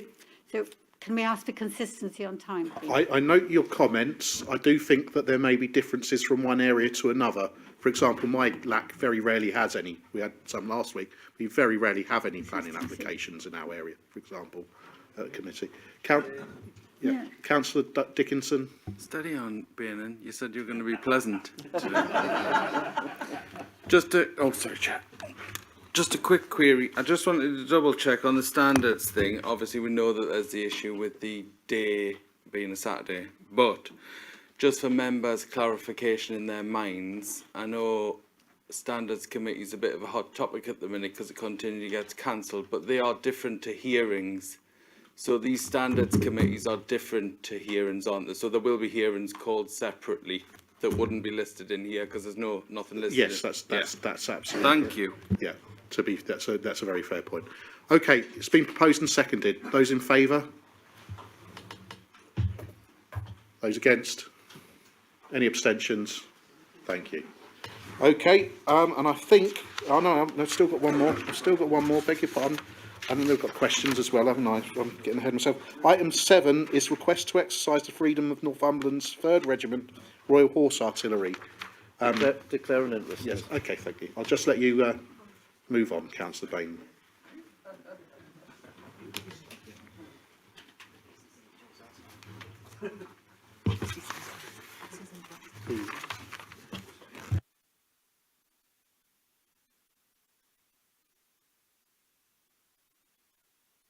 Okay, I think Councillor Bainan's gone now. So what I'll just do to start this off, I'll just read the sentence, the paragraph here. Over the years, recognised organisations which have made an outstanding contribution to the life of the county or offered a service of the highest order to the county in the name of Northumberland have been awarded the ceremonial title of Freedom of Northumberland, which has been widely appreciated and valued. In 2015, the 3rd Regiment Royal Horse Artillery, 3RHA, moved to Albemarle from Hon in Germany, and in 2016, in recognition of their service to the people of Northumberland, the Council awarded them the Freedom of Northumberland in acknowledgement of the vital tasks they carry out. The regiment has now asked permission to exercise the right to march through Hexham on 16th of July 2022 and to hold a ceremony to reflect the significant changes they are facing. The Council's support is sought for this major event. First, can I have a proposer of this? I think that Councillor Sesford is proposing, and Councillor, I'm going to say Councillor Watson because he's role in the armed forces. I could have gone to Councillor Castle, I missed you, but there we. So it's seconded by Councillor Watson. Does anyone wish to speak on this? Councillor Sesford, and then. Yeah, no. Thank you very much, Chair. A few years ago, I had the honour of taking part in the ceremony to award the 3rd Royal Horse Artillery the Freedom of Northumberland. 2014, I think it was, if my memory serves us right. At the time, I was the Deputy Mayor of Hexham. During which the service managed to strike up quite a strong friendship with the regiment's padre, Chris Grewcock, who I'm sure a lot of you here know and have met him, because he's now since retired and gone into civil life and has a church in Ashton. Later on, during my time as mayor, I also developed a good relationship with the commanding officer, which was Lieutenant Colonel Richard Clements, and also his successor, Chris Gent, who I met on many, many occasions and who always spoke so fondly of Hexham. When 3RHA were awarded the magnificent honour of the Freedom of Northumberland, they made a request that they could hold if they could hold the event in Hexham. And I'm sure it's no coincidence that they have again requested July's parade also to be in Hexham. I've personally been involved with the Rafa Club in Hexham on and off for more than 50 years now. It's a charitable organisation, does have a bar as well, but that's beside the point. And we raise money for various organisations. More lately, I've been the treasurer of the club and branch, In my younger days, I was affiliated to the RAF as a member of the Royal Observer Corps for almost 10 years. My father was in the RAF during World War II, as was my uncle Richard. My uncle Jim was in the army and was among those evacuated from Dunkirk. My nephew has only just recently left the RAF after having served 12 years. There were lots of other family connections as well, as indeed there will be for many, many of the other residents within our town, but as Northumberland as a whole. This is why Hexham residents have always had a strong bond with the armed services, turning up their droves on Remembrance Day and the Armed Forces Day when they were held. There's also a monthly breakfast meeting at the County Hotel in Hexham for those who used to be in the services, which I'm led to believe are quite well attended. And in Hexham, we have a thriving group of Air Cadets, Army Cadets, not to mention the affiliation we have with the 5th Royal Regiment, or the Fighting 5th as they're often referred to, who are Hexham's local Reserve Army unit and have served alongside their regular counterparts in such places as Kenya, Iraq, Afghanistan, Croatia and the Falklands. People may join the forces as a way of learning a trade, and I'm sure a lot of them do. But they're also there to help out in times of need, like in recent years with floods, high winds, more recently, the vaccine rollout, for instance, and often called in for search parties for missing people, and lots more beside that. That's just a few that came to the top of my head. However, there's always the possibility that they may be called into action one day in defence of their country or elsewhere in the world, at a risk to their own personal safety, a task they do without a backward step. Many, unfortunately, suffer mental health issues in later life as a result of their service. To support our troops is not to say that you're an advocate of war, but it is to show our appreciation for what they do in the service of us all, to let them know that we value them. They should be able to parade through the streets of Northumberland and see and hear the support and heartfelt thanks that the residents of our towns and villages genuinely want to bestow on them. I'm fully supportive of this request to parade through the streets of Hexham on 16th of July, and I've always believed, since my time on the council, that the armed forces had large support across all members. That is why I ask you all to do the same and support the proposal. Thank you, Chair. Councillor Morford. Thank you, Chair. Given that Hexham Marketplace was once the site of a massacre by the military of 50 or more civilians protesting against enforced conscription, and given that there's currently a war in Eastern Europe and that many people are fearful of that war escalating, I don't think that Hexham is the place, or that this is the time, to celebrate militarism in any form. I therefore don't support this march going ahead, and I'd like to encourage others to join me in opposing it. Thank you. Councillor Reid, did you have your hand up? I did, Chair. Thank you. I guess I'm somewhere between the two, because I'm also, I do believe that we should allow people we've made freemen of the county to exercise the rights that they have, and I have no objection to this. And I think it was probably, I got a feeling I was the one that seconded the motion when these people, when the army were given the freedom when we did it last time. But I just wonder about the wisdom of, as we say, doing this when we could be on the verge of a war. I mean, so I think I am going to vote for it, but I would just like them to think about whether, when the time comes, whether they actually want to do it or not. I mean, we live in dangerous times. God knows what's going to happen tomorrow. Never mind, never mind July. So I just think we need to be sober about this. I'll certainly be voting for it. I certainly always support the armed forces and everything they do. I've got family, I've got my grandson was in the Navy. But, you know, we just need to be aware that this is, you know, we live in dangerous times. People are being killed in Ukraine every day. People are being killed right now in Ukraine.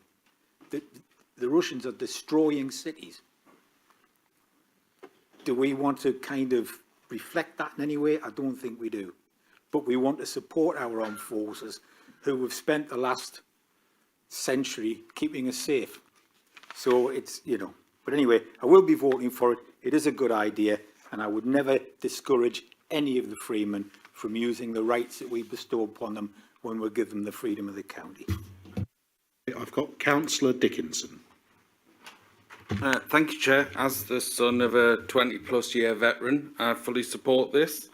Back in 2015, I remember the Labour administration working very hard with the Army to relocate to Albemarle and ensure that all their families and everybody integrated into those communities. We were then very proud to put forward the freedom of Northumberland to that regiment in 2016 and fully supported their families and the service men and women who live in the barracks or in communities across Northumberland.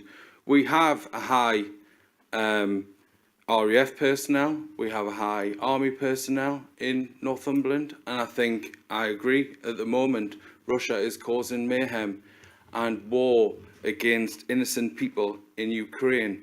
But what we also need to do is recognise that we have people here in our communities who work tirelessly, not in war all the time, but actually helping our communities, coming to us at our time of distress, helping out with vaccine rollouts, helping out with storm damage, helping out with flooding. When Corbridge was flooding, the army were there helping. Lots of things like that. These are the things we need to remember. It's not all about war. I appreciate the comments that Councillor Morford has made, but I think when we give the freedom of Northumberland to a regiment such as this, and we were proud to do it at the time, we need to show, particularly now, our solidarity with those servicemen and women living in Northumberland who could be called at any time to go and protect us.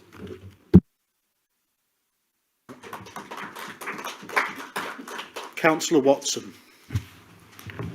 Thank you, Chair. I think I take a slightly different view of this. I'm not going to talk about the military experience that I've got or anybody else has got. These guys and women are employed and they do a job, for this country. They don't make the decisions. It's not up to them whether they go and fight in Russia. So demonstrating against them, to me, is counterproductive, because what you should be protesting against is the government, which in a democratic society, if they think we're doing something wrong, then protest against them, not the guys who are doing the job that they're employed to do.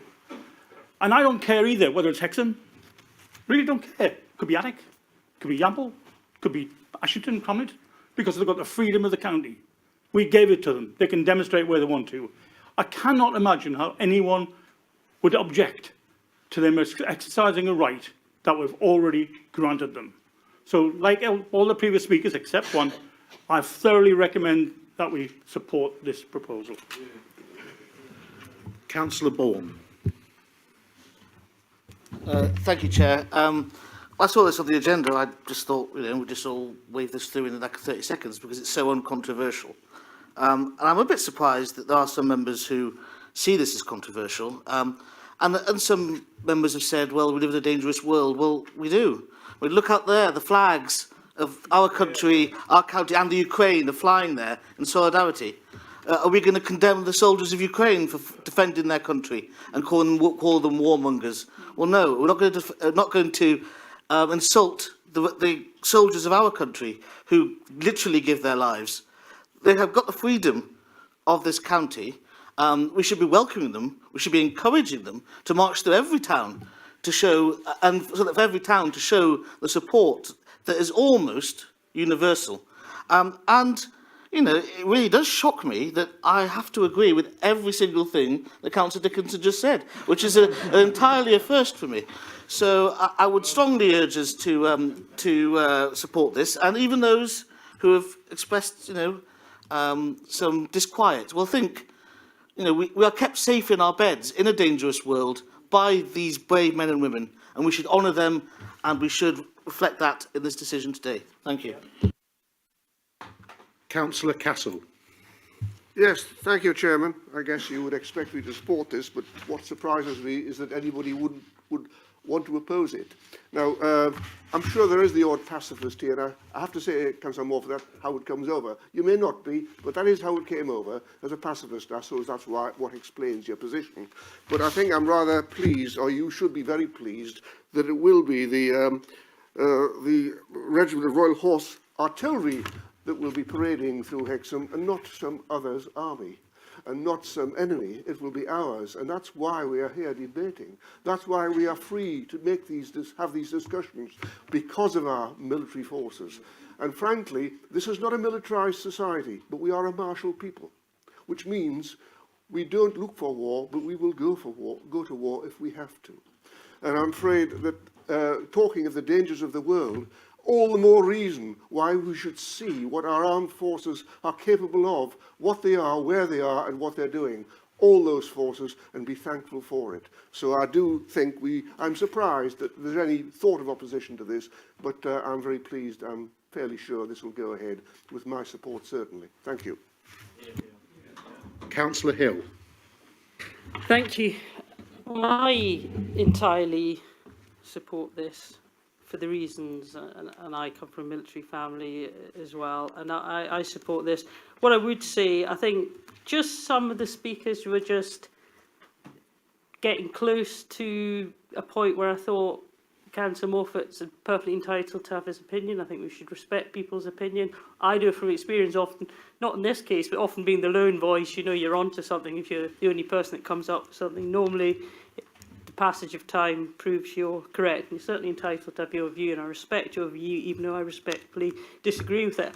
I would just ask if anyone in Hexham is aware, is that view, because the only caveat would be if the public didn't want it. I suspect the opposition is in a minority, but I don't know if anyone can enlighten if there is other opposition to Hexham, or it is just a, we respect them though, but a small minority, or if it's a larger opposition. Councillor Ezel-Shelvin. Thank you. Oh, sorry, I have to. Yes, thank you, Chair. I completely sympathise with the sentiments expressed by Councillor Moffat in opposing this. But however, I'm at pains to say sometimes we have to moderate our sentiments. Look at the reality. I think it's Leo Tolstoy who said, peace is a period between wars. If you look at the number of wars we had in the past 2 decades, right, we never had peace. Right now, at the moment, war in Ukraine is over-publicized because it is closer home. But before that, we had Syria. People were dying. Before that, Iraq. And we can go back. So what this reality shows is the importance of the armed services. The services provide to our country. So we should allow them to celebrate. We should contain the sentiments and allow them to celebrate. Second point is that there is a freedom of choice. They have the right to do this parade. So if we pass a rule saying that that is banned, that would be a draconian act. We shouldn't be doing that. So for that reason, I'm going to support what Trevor proposed. So we must allow, I urge all members, including the Green Party member, to support this parade. Thank you. Councillor Dodd. Thank you, Chair. For a number of years, I've sat on something called the Congress of Europe. It's actually the only committee that we, as the UK, have left in Europe. And it's quite an important one.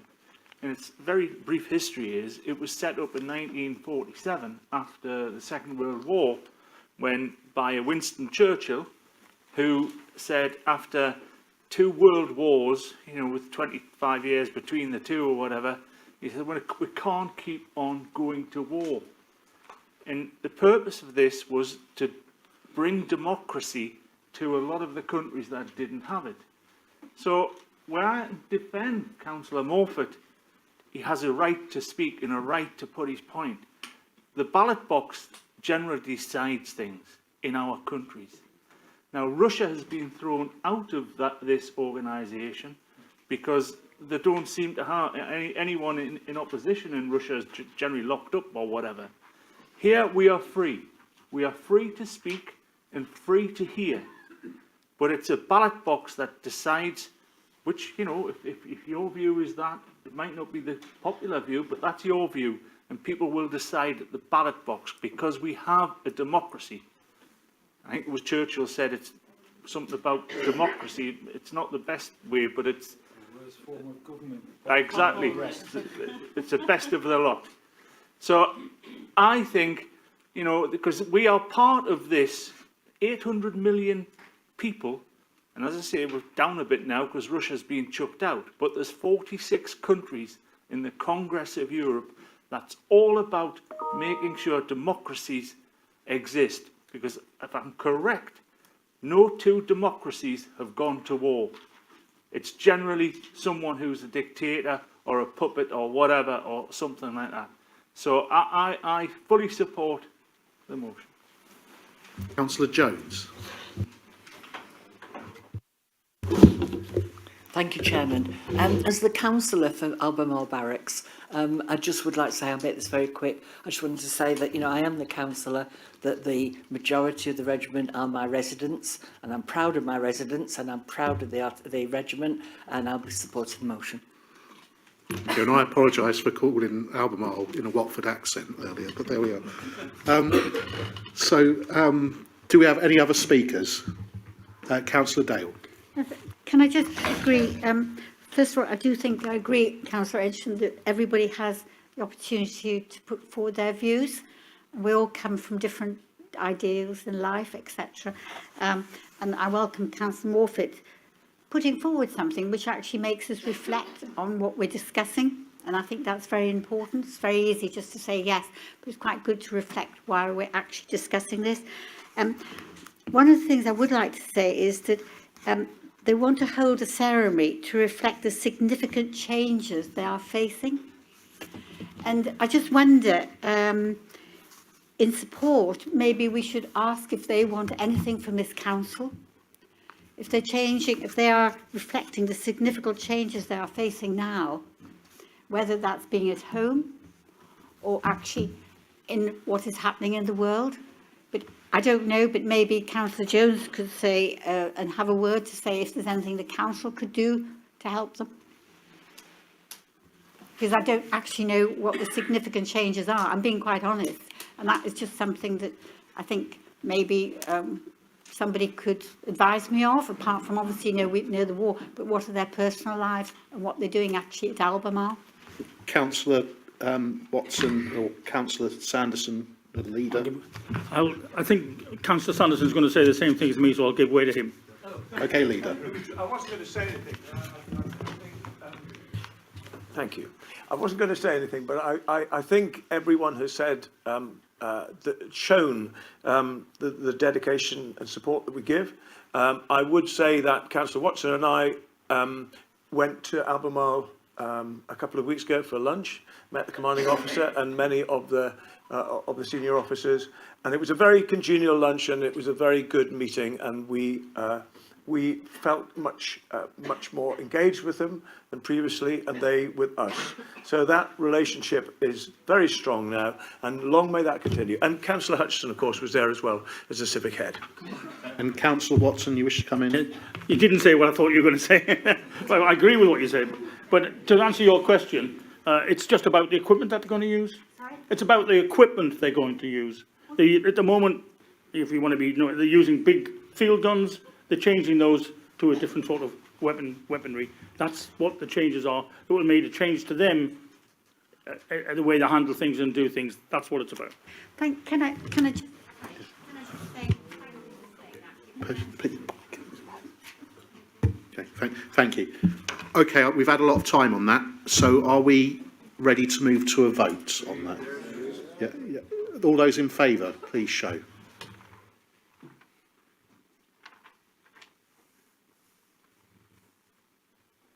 All those against?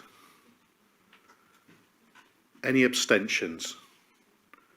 Okay, that's been approved. Okay, thank you. And I'll go to the next item on the agenda, which, if I go back to my notes, which is the questions from this is a carryover from the last meeting. This is business held over from the previous council meeting. So I'm going to go to the questions, and the first question is from, I'm going to go from Councillor Dale to Councillor Wearmouth. Councillor Dale. I'm just going to have a drink before I start. No.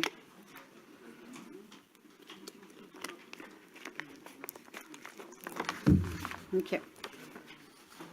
At the full council meeting on 1st September 2021, I asked Councillor Wearmouth for an update on the cost of the refurbishment of County Hall. Please could Councillor Wearmouth give me a further update on the costs incurred to date for all the work undertaken so far? Councillor Wearmouth. Yes.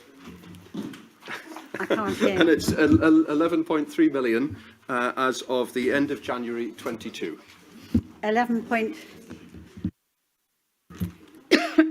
Sorry. Supplementary, Councillor Dale. Thank you for that. I think what I would like to know is, at the end, if you do a value for money impact assessment. I think going back to Friday when we had the consultants in on the Equality Day, it was highlighted about Ashington being the area of the highest deprivation in the north, in Northumberland. And I think what I'm trying to say is that we all need to be working together to ensure that when we do spend capital, if we have a real impact on that town, whatever it is. And really what I would like to see is the added value, whether it be socio-economic regeneration or what impact that actually spending the money here is going to have on Morpeth, as against that on Ashington. I don't want you to answer it now because it's highly complex, and I've got all the audit reports on it, and I can give them to you. Councillor Wearmouth may wish to answer that.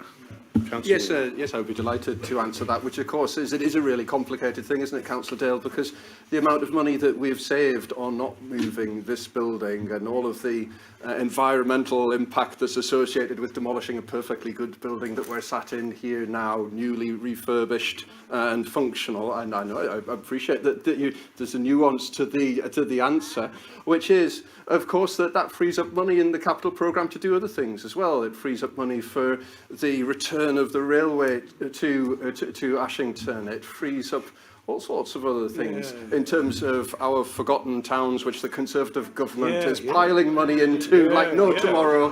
This council passed a fantastic budget, which some of you supported and some of you didn't, to make sure that we get proper regeneration across our county, and I know it delights you greatly. And I know that you don't have another supplemental to that supplemental, but I will look forward to your question about this at the next full council. Thank you, Councillor Dale. Okay. Thank you very much. We've got a little excited with ourselves. Can we remain? There's lots of people talking. Can we talk through the chair and have one person talking, because I'm struggling to understand things going on. Question 2 is from Councillor Wallace to the leader. Councillor Wallace. Thank you, Chair.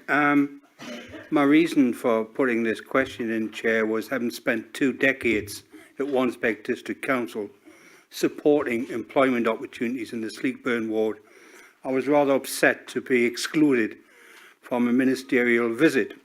However, I have to say, in fairness, Councillor Sanderson sent me a letter and it perfectly explained the situation. The invitation was from British Vault and not from the county, and like he will continue to support cross-party representation whenever it's the responsibility of the county. So therefore withdraw my question, Chair. Thank you very much, Councillor Wallace. That's very magnanimous. Question 3, Councillor Scott isn't here. I believe she would wish a written answer. She would like a written answer. She's unwell. That's fine. So that's question 3 and question 4 gone then for now. Question 5, Councillor Nisbet to Councillor Watson. Councillor Nisbet. This was answered the last time briefly, but then for us to find out, it was only June, July and August for the beach huts to be allocated on a daily basis.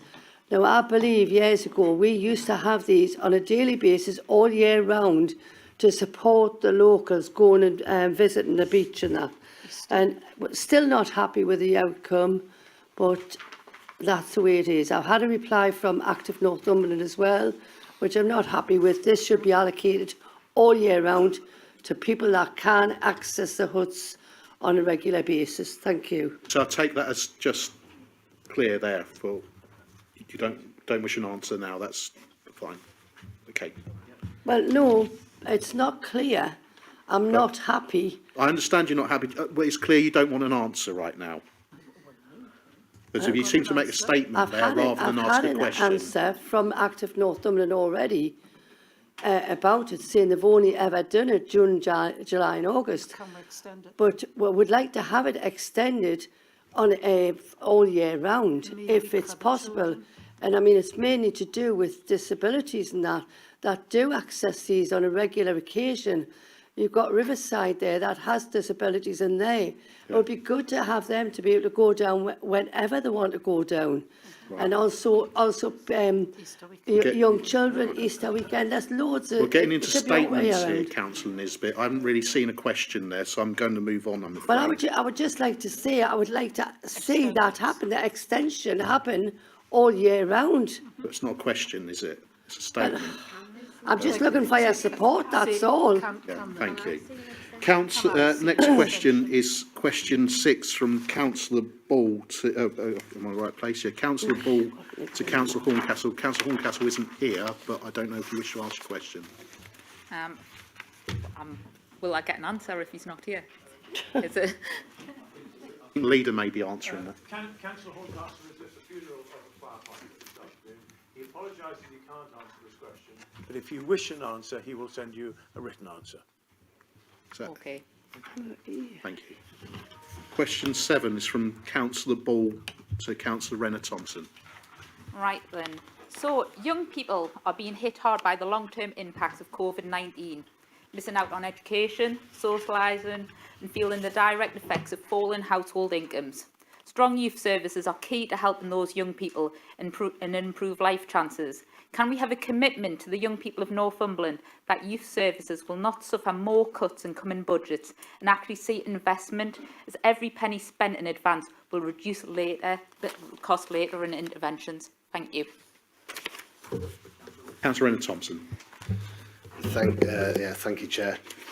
I have an answer here that's been written for me, but what you've got in front of you. I'd just like to say that I'm absolutely aware of the impact of COVID-19 on our young people. In the last few weeks, I've visited both the Duchess High School in Alnwick to have these discussions with the 2 head teachers there, who are very clear about the impact and the impact it's going to have on children going forward for the next 3 to 4 years, because those children have missed out on early years help, and some of those children have never even had an exam. So going forward, where they're going to have to do exams, it's going to be a big change for them. Also, I was at the Shaw Start Centre in Prudhoe yesterday, talking to the to the staff there, who said the same thing. They've got young children coming through that have had no early years help from anyone, because they've had to stay at home, and that's going to take years to sort out. Your question about youth services, I can say hand on heart that we will not make efficiencies into the frontline services on youth services. We have made efficiencies in the management structure and the higher echelons of the youth service. That's not to say that those staff no longer are within the council. Often they've moved to different departments covering a similar role. We're also looking to roll out the family hubs model. Now, if you go to a Sure Start centre now, it's generally focused on 0 to 5, with a little bit of 5 to 25. The family hubs model changes that we're going through 0 to 19, and with people with extra needs all the way up to 25. And that brings in professionals from all the services, so rather than just being a council-led initiative, there'd be people there from the NHS, midwives, from financial advisors such as the CAB, would all be under one model. That stops duplication of services throughout the youth service. So not only do you get a better service where it's a one-stop shop for all your problems as a young person, it actually is a more efficient service for us, so everyone's a winner. Thank you. Supplementary, Councillor Ball. Thank you. Just first off, I'd just like to say that I'm disappointed that some members have chosen to leave before the questions have ended today. I just think it's quite disrespectful. Obviously, there may be reasons behind that, but I just think members should stay if they can. So my supplementary. So you're saying that we're going to continue to invest in a range of services with partner agencies and for the best impact of resources that we have across the whole of Northumberland. What does this actually mean in terms of numbers for Northumberland County Council youth workers delivering frontline services and not a reactive service? We've seen an 80% decrease in funding in Northumberland since 2010. We are the 81st lowest spending authority for youth services. How is this investing in future generations? We are seeing young people in Northumberland exploited. Drugs, county line gangs, complaints of antisocial behaviour in most wards. Fires set again in the community woods, but nothing happens until the child is on a list somewhere or it's flagged up as an issue. We need to invest now. Will you commit to put more youth workers back on the streets?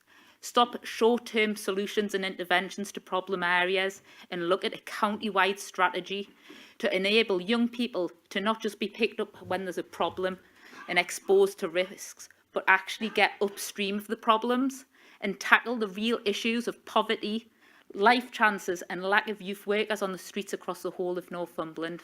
Thank you. Councillor Renner-Thompson.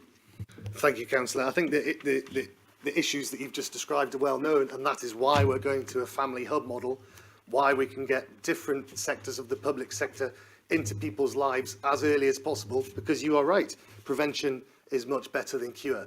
And the quicker we can get to people who may have issues later in life, the easier it is to solve. The youth service has changed over the years. There is no longer blanket provision across the whole county, but the fact that we still have a youth service is a credit to ourselves and a credit to the staff here. There are other authorities in the North East who've completely done away with their youth service because it's not a statutory provision. Rather than have a blanket service across the county, where you did have a youth service in places that didn't particularly need one, we now target provision to areas where we know it is needed, which I think is a much better approach. We can focus our resources where it's really needed, rather than having a broad brush approach and putting people where they're not needed. Question 8 from Councillor Anna Watson to the Leader. Thank you, Chair. Could the Leader please update the Chamber on the progress of the Blythe Relief Road? I've lived in Blythe my whole life. I've heard about a relief road nearly all my years, and I'm 46 this year. As you will know, it was the Labour-led council that invested in the consultation and route identification. With so many roadworks happening in Blythe, which are now compounding the problems of getting in and out of the town, could he explain to the Chamber what is holding up this urgently needed transport link? And when will the relief road we were promised by both the local MP and the Conservatives on their manifesto leaflets be delivered? Thank you. Yes, I'll gladly answer that. The capital programme, which you didn't agree to a couple of weeks ago, is clear that there is going to be around £18 million devoted to the Blythe Relief Road. We will be finding almost 3 million of that. We will be getting the remainder from government funding. I can tell you as well that there is a report coming to Cabinet in I think about 10 days, which will lay out in more detail the plans for how we're going to begin this really important project. Because like you, I agree, that the road into Blythe through Coopen definitely needs to change. We need to find a better route in, and our commitment is there. And I look forward to working with you and other Blythe members to getting this work beginning as soon as we can. Supplementary, Councillor Watson. Thank you, Chair. It is disappointing because there was a route identified and it does look like we're starting from scratch again. And I would just like to ask for reassurances that the members will be kept fully informed as this goes through, because recently in Blythe we've had a lot of things going on that members have not been made aware of, and we found out through third-party or social media sites. So thank you. I can give you that assurance, and if you feel that you're not being kept in the loop sufficiently, I'd like you to get in touch with me and I'll make sure that you are. Thank you, Leader. Our next question is from Councillor Waddell to the Leader. Councillor Waddell. Thank you. The Levelling Up White Paper confirms that the Government will negotiate to create an expanded mayoral combined authority in the North East. In the House of Commons, Michael Gove said local authorities south of the Tyne should work with the North of Tyne Mayor to bring this about. It has been government policy since the 2020 budget that we would gain devolved transport funding with hundreds of millions of pounds if we bring all of Tyne and Wear into an expanded combined authority. Will the Leader please confirm two things? Firstly, is he actively trying to secure this much needed new funding for Northumberland's inadequate public transport system? Secondly, can he reassure the Council that he will take a strong negotiating position to preserve all of the excellent work done by the North of Tyne Combined Authority for the benefit of Northumberland, by making sure that it continues its current programmes and keeps its highly respected officer team? Leader. Thank you very much. I agree that the way Northumberland works with our neighbouring authorities is very good. I do not agree that Northumberland suffers from an inadequate transportation funding. I think we'd all like to see more funding, but I think most people will say we've made great improvements over the last 2 or 3 years in our public transport and then other transport funding. I can say that the relationships I have with the leaders of the other local authorities, with whom I worked very closely over the COVID times, has proved to be strong.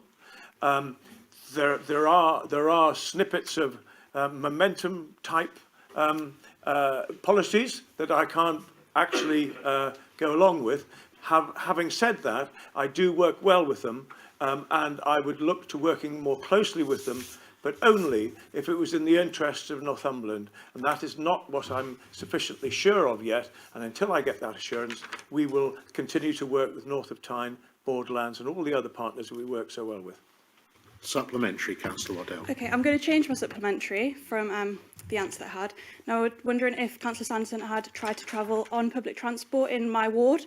I think my residents would disagree that the transport is adequate in that area. Okay. Well, I don't know enough about your ward to know whether the transportation arrangements are sufficient, but I can tell you that in Northumberland we have made great progress. We could always use more money, of course we could. And if you feel there are specific areas of funding and improvements that need to be made, please write to me and I will do what I can to help. Thank you. Councillor Grimshaw to the Leader. Councillor Grimshaw. Thank you, Chair.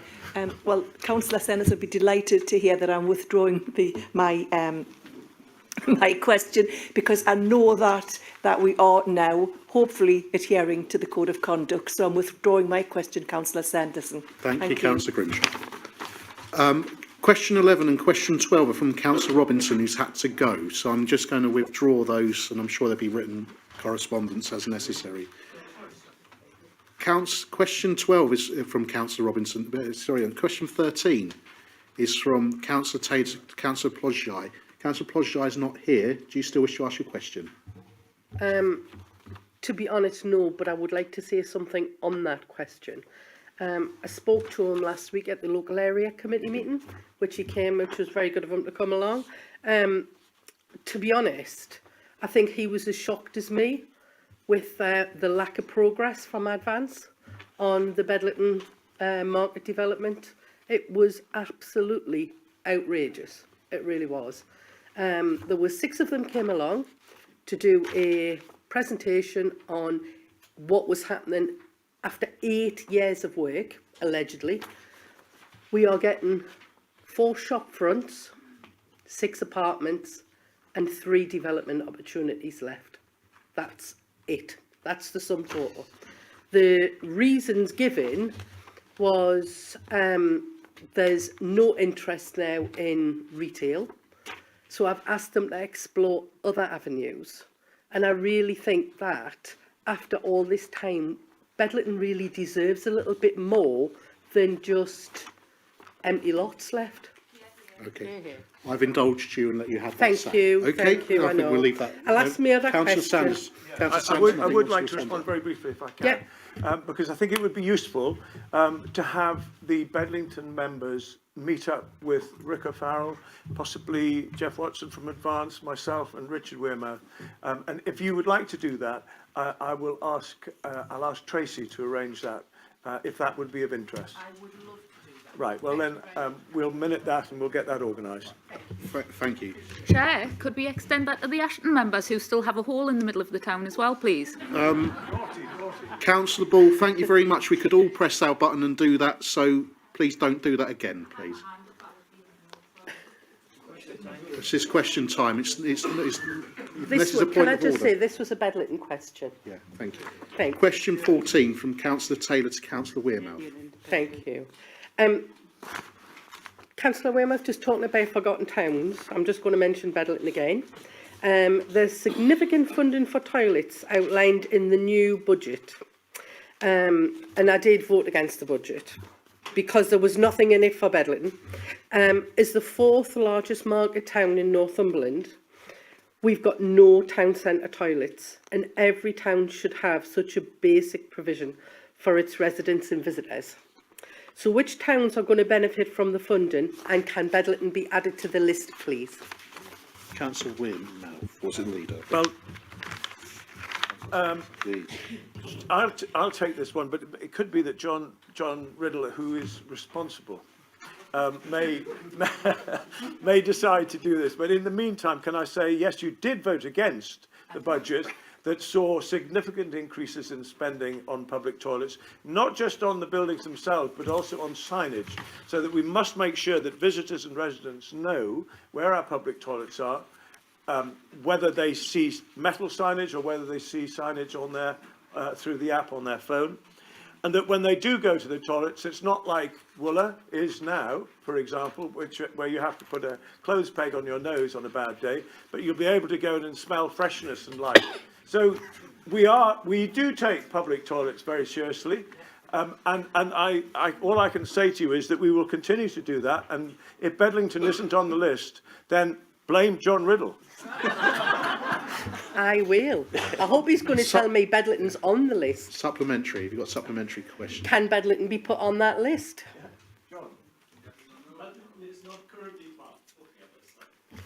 Thank you. I wasn't really excited on this question actually before now. As you know, we've got 54 public conveniences throughout the county. Currently, Bedlington, you're correct, do not have any county council town centre toilets. What we do have is the scheme of you're welcome to use our loos, which we promote through businesses with stickers and promotional literature. In Bedlington, the Red Lion Public House is a member of You're Welcome to Use Our Loo scheme. I presume you already know that. We can try and extend that more, but you're currently not on the list for toilets. This is for improvement of provisions that we already have at the moment. Thank you. Thank Question you. 15 is from Councillor Swinburne to Councillor Watson. Thank you, Chair. The new library in Hove at Cramlington has been a significant success and is now used by a variety of people and groups on a daily basis. When this building was previously used, there was a large sculpture inside, a piece of artwork that I was informed came from a local artist, and residents have asked where it has got to. The sculpture disappeared when the building was closed and mothballed back in 2016, and I would like to ask if the council can find out where it has vanished to and hopefully reinstate it, please. Councillor Watson. Thank you. I've already responded to Councillor Swinburne, but I will read out the reply. Thank you for your question. Share your opinion that the community hub is an installation to be proud of and a highly valued community resource. In 2005, the carbon bond, which was the name of the statue, was commissioned by Blythe Valley Berry Council in 2005 as part of the Your Link building project. I can confirm that the figure element of the installation remains in storage within Concordia Leisure Centre. The remaining elements of the sculpture, the spheres, remain on site in some capacity. One of the spheres could not be rehung because of the sound buffer boards, which must have been fitted when the building was previously in operation. Now the building has been significantly repurposed. I will ask officers to assess the possibility of reintroducing the full installation. That was my reply a month ago. I would add, I have done so. I have applied to the officers and asked them to look at trying to reintroduce this full installation. Supplementary, Councillor Swinburne. Thank you, Chair. It wasn't a sphere. It was like something like an 8-foot sculpture that I was questioning about. Thank you. I assume that Councillor Watson hasn't got an answer for that, so it probably needs some investigation. Putting words in your mouth there, Yeah, Councillor. I mean, I don't obviously don't know the statue personally. No, it was, but I'm told that the remaining elements of the sculpture were the spheres. So presumably it was a sculpture with spheres attached. If it's not, then perhaps we can talk afterwards, because that's the information I've got from Active. Question 16 from Councillor Swinburne to the Leader. Thank you, Chair. The old library site on Forum Way was previously grassed over, and when asked about the possibility of using this for parking, we were informed by the former Managing Director of Advanced Northumberland that this could not be used for this due to upcoming development work in and around this area that was due to start within 12 months. Following numerous concerns raised from residents, could you advise when this work is due to start, please? Leader. I can. This is not strictly speaking my area of expertise, so forgive me, I'll have to read this out. The former library site was acquired by Arch, now Advance, in 2016 as part of the Manor Walks purchase. The car park is open to the public for parking on a temporary basis, free of charge, to support the shopping centre. And as you point out, the area comprising the demolished library itself is not, as there have been the possibility, has been a possibility of early development on it, and that might be something that this £50,000 that we're giving to Cramlington might well include when you do your master plan. While Manor Walk Shopping Centre in the Westmoreland retail park had performed relatively well during COVID, the impact on retail and leisure markets has required Advance to pause and reappraise their previous plans. So looking at that at the moment, again, this work can be done, I hope, very much with the blueprint for Cramlington, and looking to considering opportunities for around improvements to the western entrance to Asda, better public space, improved car parking, but, and this is the most important part, this is going to be down to you as local members, working with the community to find the best way forward for this area as well as Cramlington as a whole. And I have every confidence that you and our colleagues will do that. Supplementary, Councillor Swinburne. Thank you, Chair. I thank the Leader for his response. The issue that we have is when we were told that work would be starting within 12 months, that was 4 years ago, and the surrounding area, this was by the previous Managing Director of Advance. The surrounding area is really looking quite derelict, and as we know, there's no maintenance budget. You know, there are real concerns of the residents, and we just really know what steps can be taken to upgrade the area whilst we sort out what is going to be happening with that, and to get something on track. Thank you. I'm going to pass this over, because that's a really pesky sort of supplementary question. Thank you for it. I'm going to pass it over to Councillor Wearmouth to answer, if I may. Thanks, Mark. So ultimately, there's been a variety of projects that have come forward on that scheme, on that site. You'll remember and I'll stand up for this, but you remember the Labour Party rushing through the purchase of Manor Walks and various other bits for £120 million or so of taxpayer money that was spent on acquiring that site. Ultimately, at just that point, And no doubt they didn't know it was going to happen. The high street rather changed, didn't it, in terms of the performance of the high street, and suddenly people weren't rushing to invest in shopping centres. And subsequently, as COVID struck as well, the estate there has lost a significant amount of value, I think about half the value, and that's what you get for allowing the Labour Party to decide what to invest in Northumberland. Naturally, as a local councillor, you want to see things happen on that site, and I know that that there are people now who are interested in coming back into the retail space, and I would hope and expect that with Councillor Watson, you could get an update either to the Cramlington Hub, which we have established, and through that route, or by direct communication or a meeting with Mr O'Farrell. Thank you. Okay, that's the end of the business held over from the 23rd of February meeting. The rest of the agenda has been withdrawn, so at that point I'd like to close the meeting. Thank you very much.